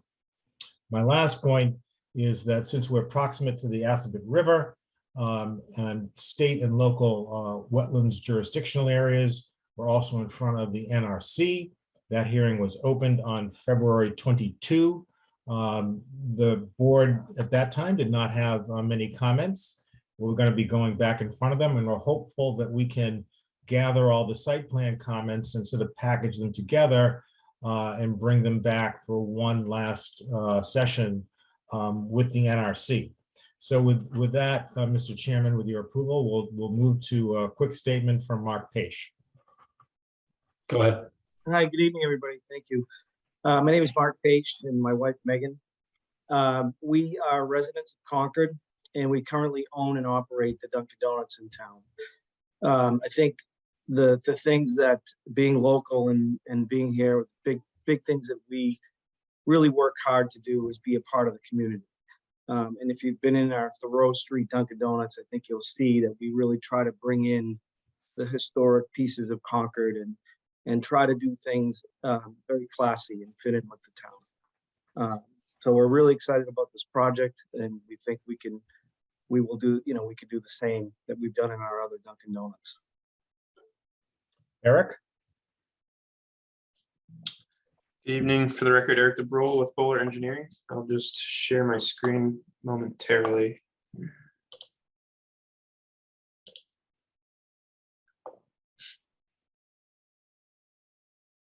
All right. Let's see if we can get that. I assume everyone can see my screen here. So again, 794 Elm Street, existing Asian gourmet restaurant. We're abutted by the Paparazzi restaurant, Elm Street, running east-west along the bottom of the page. And then, as Brian mentioned, the resource areas out to the rear of the Assabet River and some wetland areas off to the rear. If you were to continue down west on Elm Street, eventually run into Route 2 and right before the Rotary, just to get you a little oriented there. The site is about 2,600 square foot building on it, about 19 existing parking spaces along the front and along the perimeter, which we're going to propose generally to maintain, which I'll show you shortly. I do want to point out the full access driveway on Elm Street today. It is very much open, and some early coordination through pre-application meeting. I'll show you how we can improve that driveway. You'll note at the rear, Brian mentioned some dumpsters being relocated and improved. The existing dumpsters are located at the rear here today. And then there's an existing shed at the rear as well, where I'm highlighting with my mouse. Take trip to the site plan here. Again, effectively just improving the site, just some minor renovations, if you will. The existing building footprint is generally staying in the same location. The architect is here to talk a little bit more about that. There's some minor reduction in area, some minor additions, but generally very similar footprint in the seated area along the front here. It's covered seating is in this hatched area. Maintaining the parking along the front of the building. We are replacing the ADA parking stall to make sure it's compliant with AAB regulations. There'll be one accessible parking stall based on the number of parking at this facility. generally maintaining the parking along the perimeter and rear as well. You will note the relocated dumpster. Again, that some early coordination with town staff. It's located here between conservation and planning. We felt it was best to be located here, so we took that advice, and this is where we've located now. 6-foot board on board trash enclosure fence with gates at the rear. I mentioned a little bit about this existing driveway. Under existing conditions, it's wide open, if you will. We have no control, obviously, over the abutting driveway or the DOT road, but we were able to work again with early staff recommendations and comments to kind of delineate that driveway a little bit better by proposing a landscape island along the frontage. Again, just all with the goal of better delineating the entrance drive. So that is the high level on the site plan.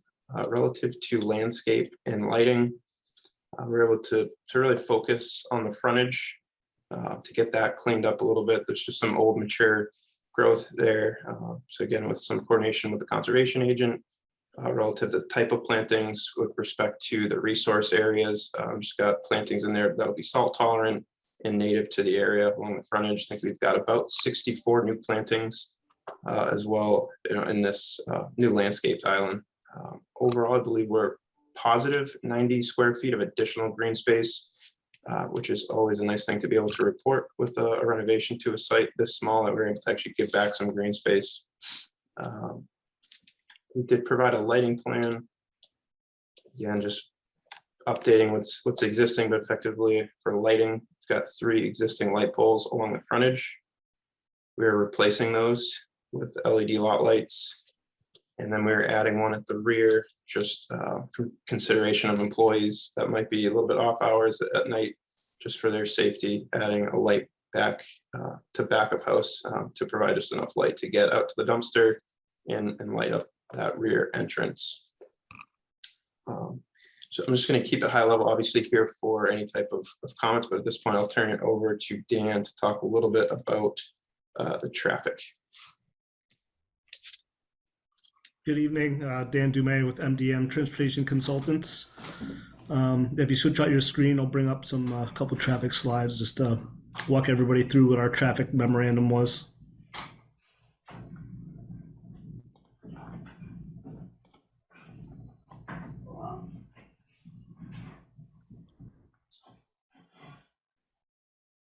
Dan, did you want to take control, or do you want me to? I'll take control because I have I have a couple slides I'll walk through for the trip generation, and then I do have this one as well. Okay.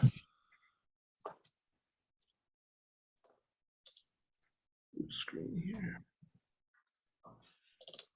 So everybody should see on the screen over here, we have the site located along Elm Street. Let's zoom in a little bit so we can see it, but yeah, Elm Street here, the site. So our study intersections included the site driveway, the westbound merge with Route 2, the traffic signal out at Elm Baker Ave Extension, as well as the 2 ramp roads with Elm with Baker Ave Extension as well. We went out in September 2022, did counts during the critical morning peak hour for the Dunkin' Donuts, 7 to 9 in the morning. We also looked at the critical peak hours of the street itself, 4 to 6 in the afternoon, and we all looked at a Saturday midday to come up with the number of trips. So for this particular site, we used industry standard trip rates in this first column here and came up with the number of trips.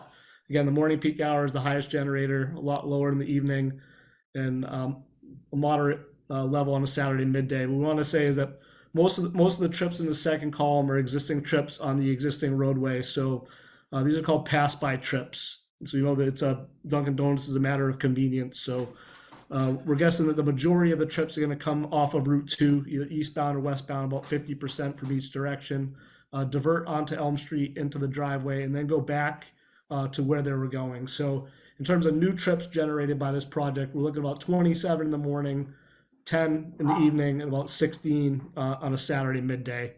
So comparatively, on this next chart here, we have the proposed Dunkin' for the new trips, the observed restaurant, which we observed not really open in the morning. They're higher in the afternoon, and then during a midday, they have some relatively low trips.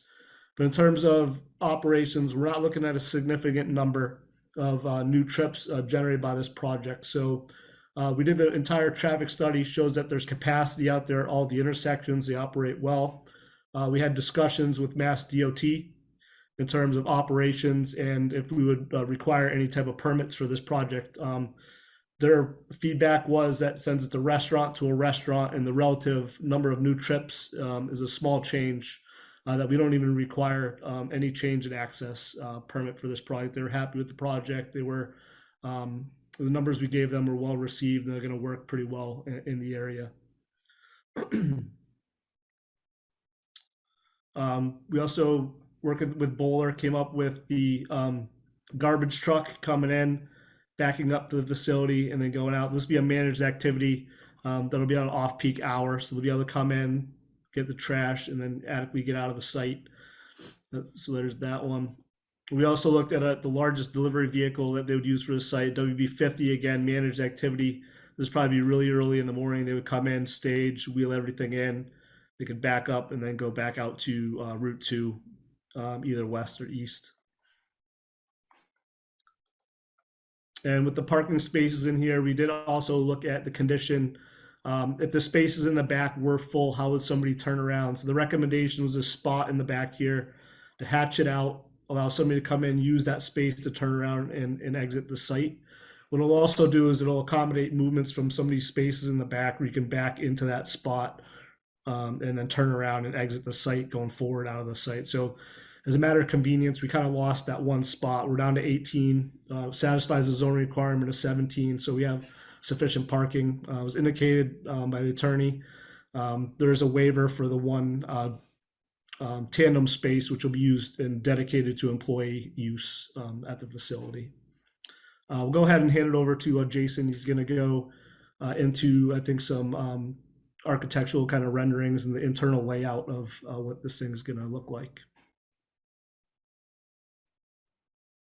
Hi, everybody. This is Jason Scott. I'm going to go ahead and share my screen and go through a little bit of the interior and just kind of minor exterior modifications that are being proposed.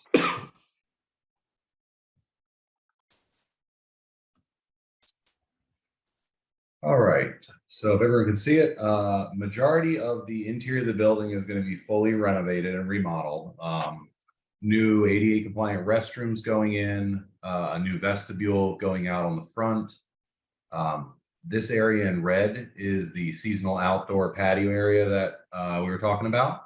It's going to have a new roof over it, metal roofing. Inside, in addition to kind of the standard seating for the customers that are going to be coming in and then pretty much heading out after their meal, we also have this additional secondary seating area that's kind of like a community room, hangout room. There will be USB chargers and stuff like that. So kind of allows the larger groups that are going to hang out, be able to come in, get their meals, socialize. As for the exterior, majority of the building is staying as is existing. It's already got a nice brick veneer on it. We're going to clean that up. We will be re-roofing the building. The goal is probably going to be metal roofing. And then on the areas that are not brick, it's going to be replaced with white siding. And then we're looking at possibly doing the Dunkin' Donuts sign here on the side of the building. That's going to be something we'll deal with the signage groups later on. And then on the front of the building facing the street, just again, a nice simple Dunkin' sign. The brick facade will be staying. And then this is that covered patio area that we were talking about for the seasonal outdoor seating. Brian, that's all I really had, unless there's anything else. No, Mr. Chairman, that's our presentation.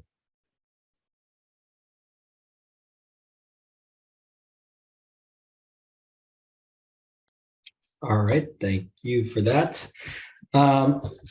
So I have a few questions from this. You answered, I think partially answered one of them in the presentation regarding the dumpster.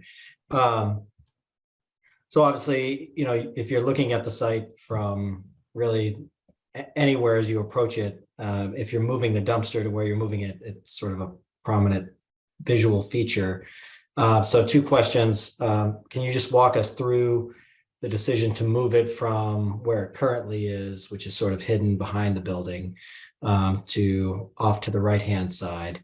And it looks like, so is there currently going to be parking allowed during the day in front of that that dumpster? And yeah, I guess I'll start with that one. Yeah, I think maybe Elizabeth can speak to the dumpster. It was her suggestion. Okay. It was my suggestion along with the natural resources director. Actually,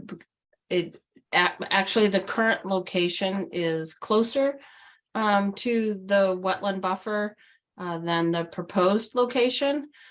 It also, the proposed location,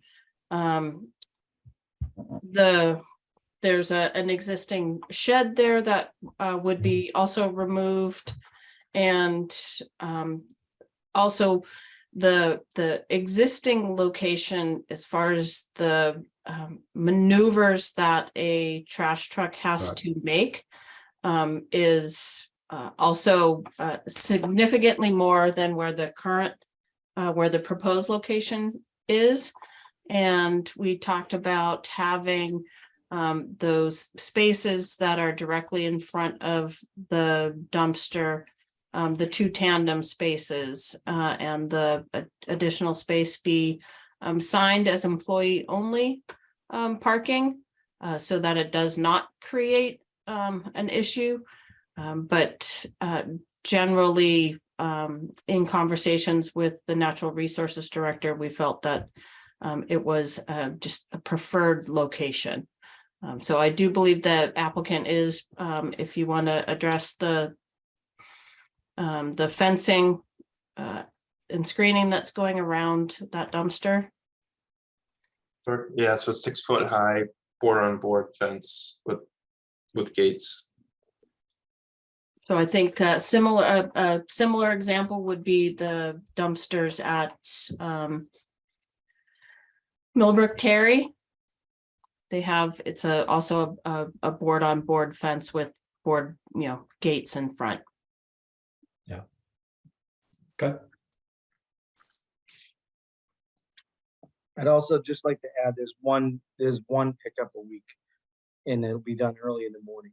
So there should be no interruption with any parking. Okay. I also want to go back to the number of trips generated, because I might be misunderstanding how that was calculated, because that was basically saying, oh, for the morning, which obviously the Dunkin' versus the existing restaurant that's there, it was showing that there was only going to be 27 additional trips generated. That seems, Yeah, so those really are low to me. new trips, because the other 89% of the vehicles are already en route 2. So those would divert in and back out to wherever they're going. So in terms of like new traffic generated to the area is going to be approximately just under 30 trips in the morning is what we're estimating. Got There's it. definitely going to be more traffic turning in and out of the site, but they won't be new to the area in general. Understood. Okay, that makes more sense. Yeah, so they're already passing through commuting or whatever. Yep. Okay. If it's not convenient for them, they'll just go to one of the other Dunkin' Donuts in the area is kind of the way that it usually works. Well, yes, we are in New England. Okay. Any other questions or comments from the board? Other board members? Sue, I saw your hand come up first. Let me just go through that. My question was about the proposed exterior LED lighting. It's more of a comment that I hope that the color temperature will be pretty low, 2700 degrees Kelvin or lower, so that the lighting will not be too blue and disturbing to people in the area.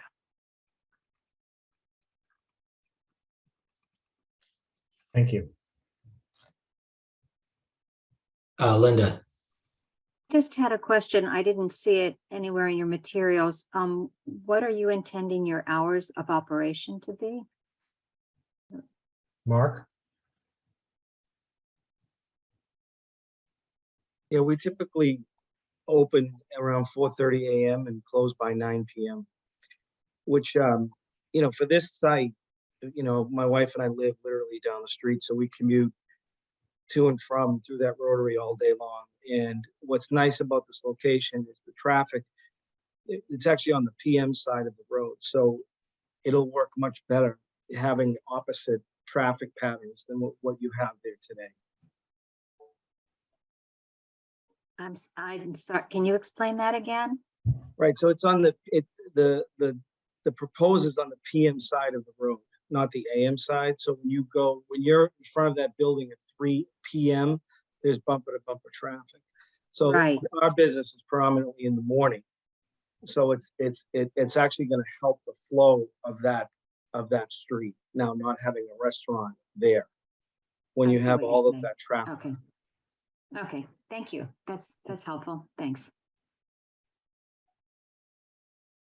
Any other questions from board members?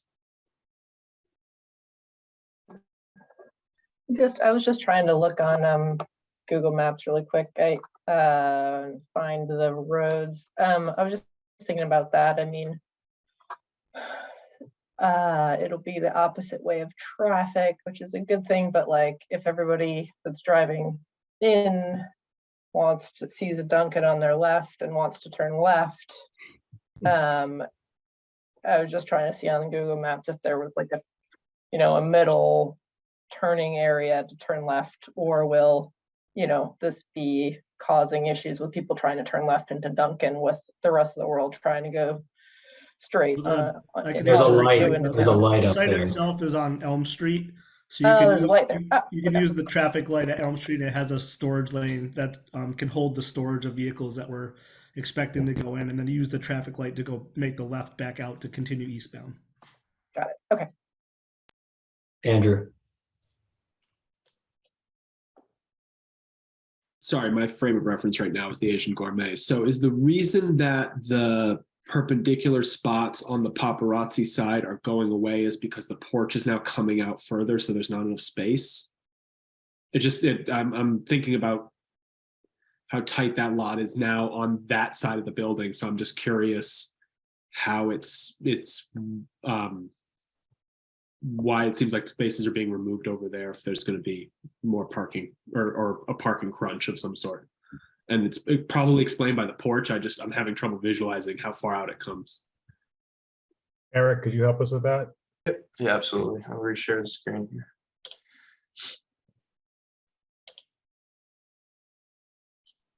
Okay, so the question was, these stalls along here are now parallel along the property rather than head in under existing conditions. So yeah, the porch is coming out another 6 feet. So we made those compliant at those, parallel stalls, and we've got 26 feet, which is plenty of width for a drive aisle for that area. So that was just the main point of reconfiguring that parking along the perimeter. So correct me if I'm wrong. I think the main point is the existing head-in parking is over the property line. That is also correct. There is an encroachment of some pavement along this property line, I believe a couple feet over. So that has been addressed as part of this application as well. Does that answer your question, Andrew? So the encroachment actually makes more sense than anything. Yeah. Yeah, that's funny. So is the site also, on that topic, is this site also going to be repaved or just restriped? So there will be most of it will be mill and overlaid. There will be some areas that we need to regrade for accessible parking stalls to make those grades appropriate, and then some regrading at the rear to make this building addition work. So for the most part, effectively how it will work, there'll be some regrading of pavement saw cuts, and then it will be repaved and then probably mill and overlaid the entire lot and then striped. So it'll look like a brand new parking lot after the end.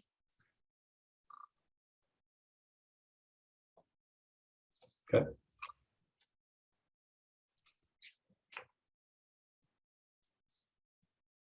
Any other questions from board members? If you do have them, you're not on my screen and you can just feel free to ask. Oh, there we go. Okay, not seeing any. Elizabeth, did you have any comments okay. Then I will open this up to public comment. Stephen, yes, Stephen, go ahead. Thank you. Stefan Bader, 7 River Street. I want to revisit what Haley and Nathan both brought up. The left turn, which is controlled by a traffic light on Route 2, has a limited, I don't know whether it's 2 or 3 or 5 or 15, but it is a limited queue to make that left turn. And it has a relatively short light cycle for that left turn. So if there are 15 cars planning to turn left, 5, maybe 6 will get through in the light cycle. I don't doubt the traffic count that the people were in the neighborhood already, but zooming by in the through lanes versus turning left and then coming back out is a different animal. You know, the Starbucks at the Thoreau Depot district, there's not a lot of traffic that's changing where it was going anyway, but if you're coming across those train tracks and you want to turn right into Starbucks and there's no parking, we know how that intersection works. So I would like, I think it would be helpful to know exactly how many cars fit in that left turn holding lane and what happens when you add 2 more to the number that fit there in the morning commute. Thank you. Yeah, I was just, I can answer the length of the lane. The length of the eastbound left is about 325 feet. Under the critical morning, we go from 150 feet to 199. There's the additional 2 cars per cycle on average. That's the 95th queue, so that's like the max queue. So 5% of the time it'll spill back beyond that, but not close to the 325. So 5% of the time, the inbound Route 2 traffic will shrink from 2 lanes to 1 lane. No, the maximum queue is 199 foot queue on a 325 foot storage capability. So your model says it will never impact the inbound traffic. That is correct under normal non-incident conditions.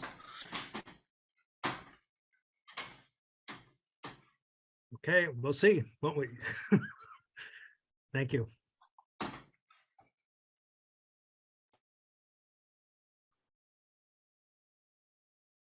good. Any other public comment, questions? So I have one other, I will make a pitch since you are doing all the work out there as it is. If you would consider and look into adding, even if it's a, you know, a for-profit form of EV charging there, given that it is right on Route 2, that might be something that you look into. All right. What? So Elizabeth, what are the next steps for this particular one? I gotta get back to the. This is a notice public hearing before the planning board, so the board does need to vote to continue the public hearing to a date and time certain. The next, I'm expecting comments from town staff to definitely start rolling in the next couple of days. Yeah, can we make this one the 11th? Yes. Thank you. I don't want to put it with the other 2 on the 25th. I don't think, Heather, correct me if I'm wrong, I don't think we have anything time scheduled currently for the 11th. Yes, we do. Okay, we do. 1134 Monument Street, the scenic roads is at 7 p.m. Okay. So I'd ask that you continue this to April 11th at 7:05. Does someone want to make that motion? Okay, I move to continue the public hearing regarding the application of MAP Holdings LLC under sections 7.7.3.4 and 11.8 of the zoning bylaw to allow modification to parking layout for a new restaurant at 794 Elm Street, parcel number 1899-1 to April 11th at 7:05. 7:05. I second that. Okay, all of those yay or nay? Linda, Yes. Rob, Yes. Haley, Yes. Sue, Yay. Andrew, Yes. and I'm also a yes. Mr. Chairman, if I may, just a Yep. point of information, procedural information for you and for Elizabeth. Could we have some understanding of if we're going to come back on the 11th? What is the deadline for our further submissions, and when can we expect to get the staff comments so everything can line up so that we can have a concluding session on the 11th?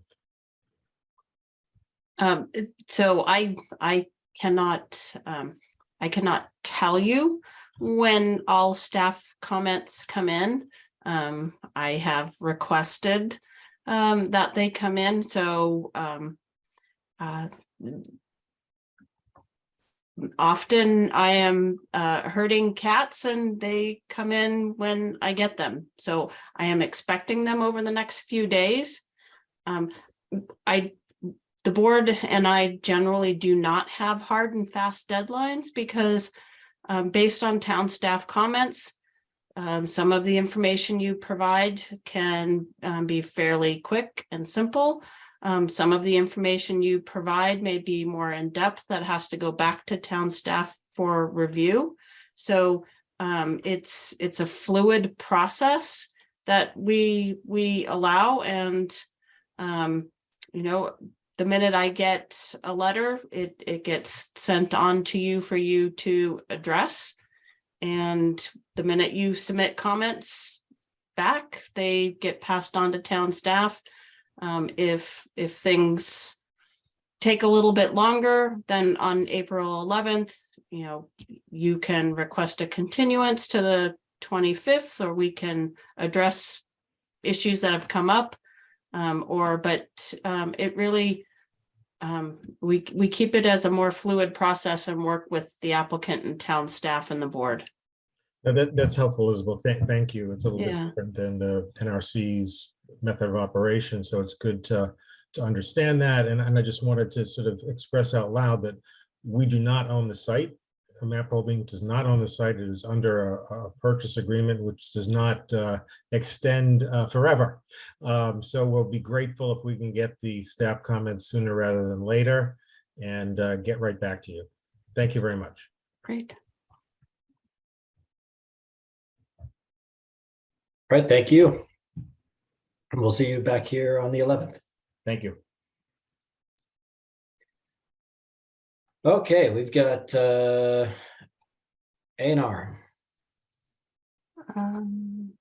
A&R. That's when Okay. everybody drops off. This is 337 Harrington Ave, 349 Harrington Ave. This is Ministerial Drive.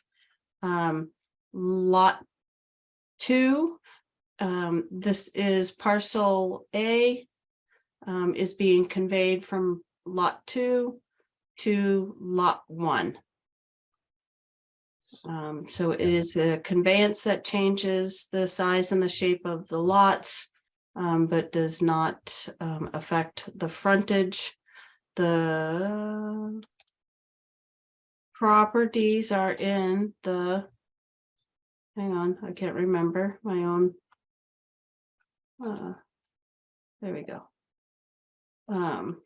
The properties are in the Residence B zone district, which requires only 20,000 square feet and 100 feet of frontage.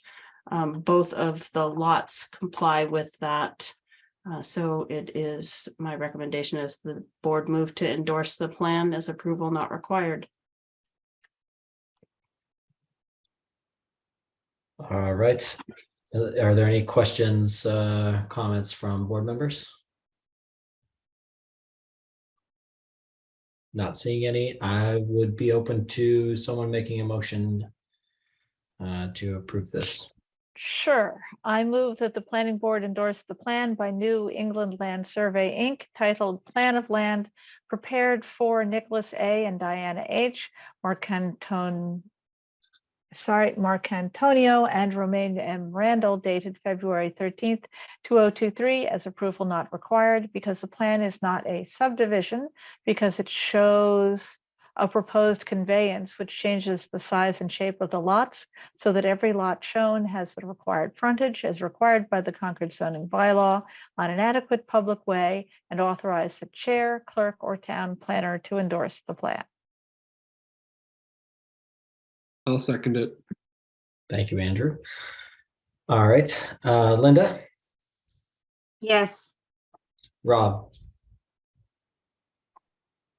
Yes. Haley, Yes. Sue, Aye. Andrew, Yes. and I'm also a yes.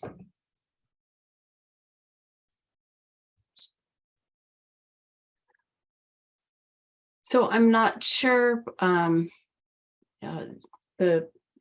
sent out the draft FAQs, and I know Nathan, Sue, and Linda have been working on their presentations. So this is just the last chance to talk about things or get input. The public hearing is next Wednesday, the 29th. It is in person for the board in the hearing room at the townhouse. And it is a hybrid meeting. So I didn't know if the board wanted to, each board member, whether you wanted to go over things or had questions, or this was just the last meeting before the public hearing.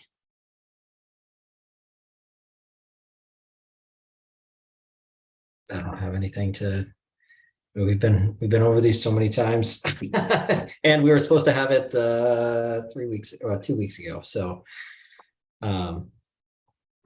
so just a reminder, next Wednesday, like Elizabeth was saying, for us at least, please be there in person, and otherwise, public participation is either in person or via Zoom. We've done that before and it has worked moderately well. That room is difficult because of the sound sometimes, but we'll make it work. So for Nathan, Linda, and Sue, I have time almost all of tomorrow.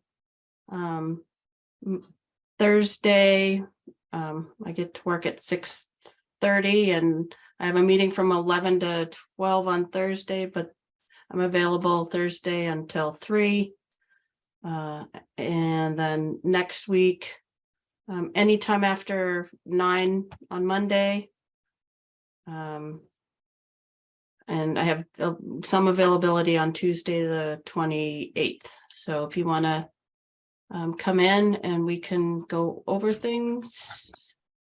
I'll try to connect with you on Thursday. Wednesdays are tough for me, so definitely won't be tomorrow. Okay, is there a time you want me to block out, like morning or afternoon? I don't have my work calendar in front of me, Okay, so no, I that's don't know. Okay, so just send me an email with what your availability is, and I will make time. Sounds good. All right. I keep opening the wrong one. We have meeting minutes for January 24th.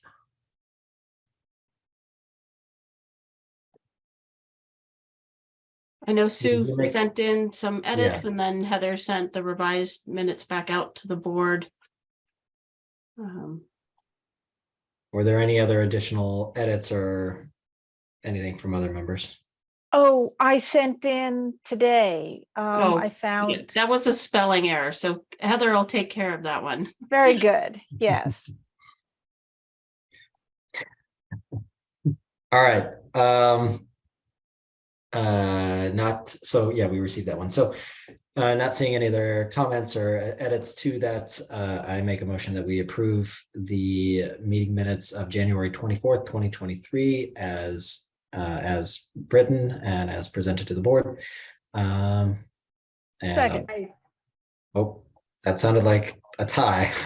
I'll go with Linda. Linda, I think I heard you first. All right, Linda. I second that motion. And yes, and yes. Thank you. Rob. Yes. Haley. All I'll right, come back to yep, you. Oh, yep. okay, there we go. Sue. Aye. And Andrew. Yes. I'm also a yes. All right, any planning, any liaison or town planner updates? Want to talk about the MBTA, Elizabeth? Yeah. Do I want to talk about the MBTA communities requirement? No. So Basically, you yes, will do I recently shared with the board the Attorney General's opinion that and that section 3A is part of the law, and it is not optional.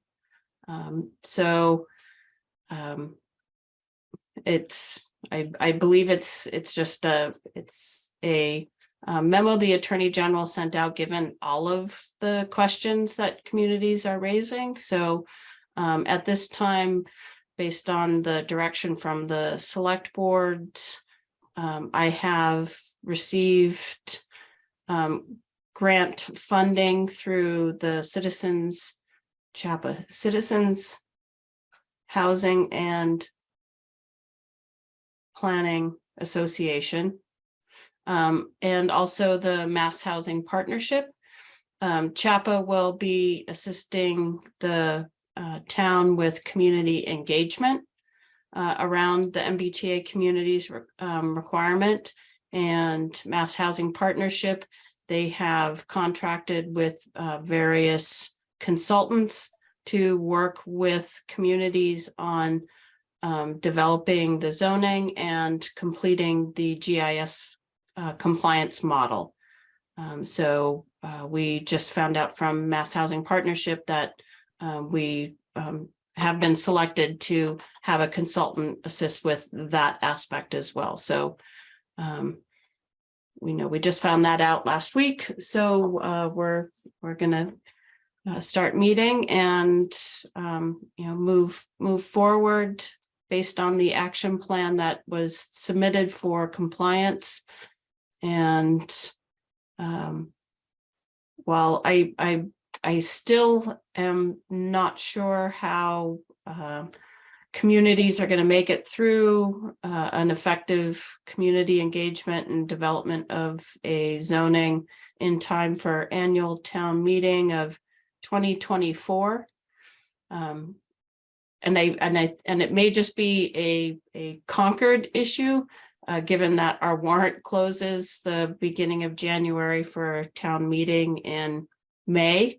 A lot of communities don't have that big of a window between the time the warrant closes and town meeting, but that's what we're working on. And then there's the housing production plan that's going to be discussed at the housing group meeting on the 12th, I believe. So that's the housing forum. That is a forum. I think it's been done for the past 3 years, but it's the Concord Housing Development Corporation, the Concord Housing Development Corporation, the Concord Housing Foundation, the Municipal Affordable Housing Trust, and the select board has been invited, the planning board has been invited, the Community Preservation Committee has been invited to specifically address the housing production plan the action items from the housing production plan, and then likely the progress for meeting the MBTA communities requirement. And Elizabeth, Yeah.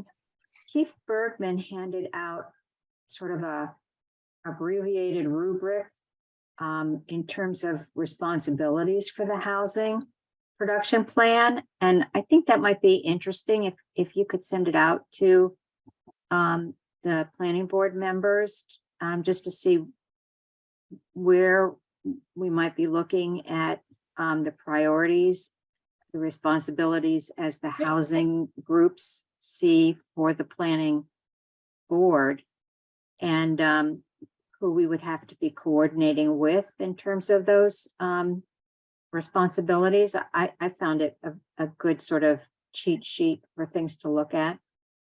So that wasn't that wasn't one of the attachments to the invitation that I forwarded to the board. Oh, was it? I will double check, but okay, maybe it was. Okay. Yeah, and the Concord Housing Roundtable is Wednesday, April 12th. It's at 7 p.m. It is a hybrid meeting. It's in person at the Harvey Wheeler Community Center. And then there will also be a virtual component if people want to log in then. Thanks.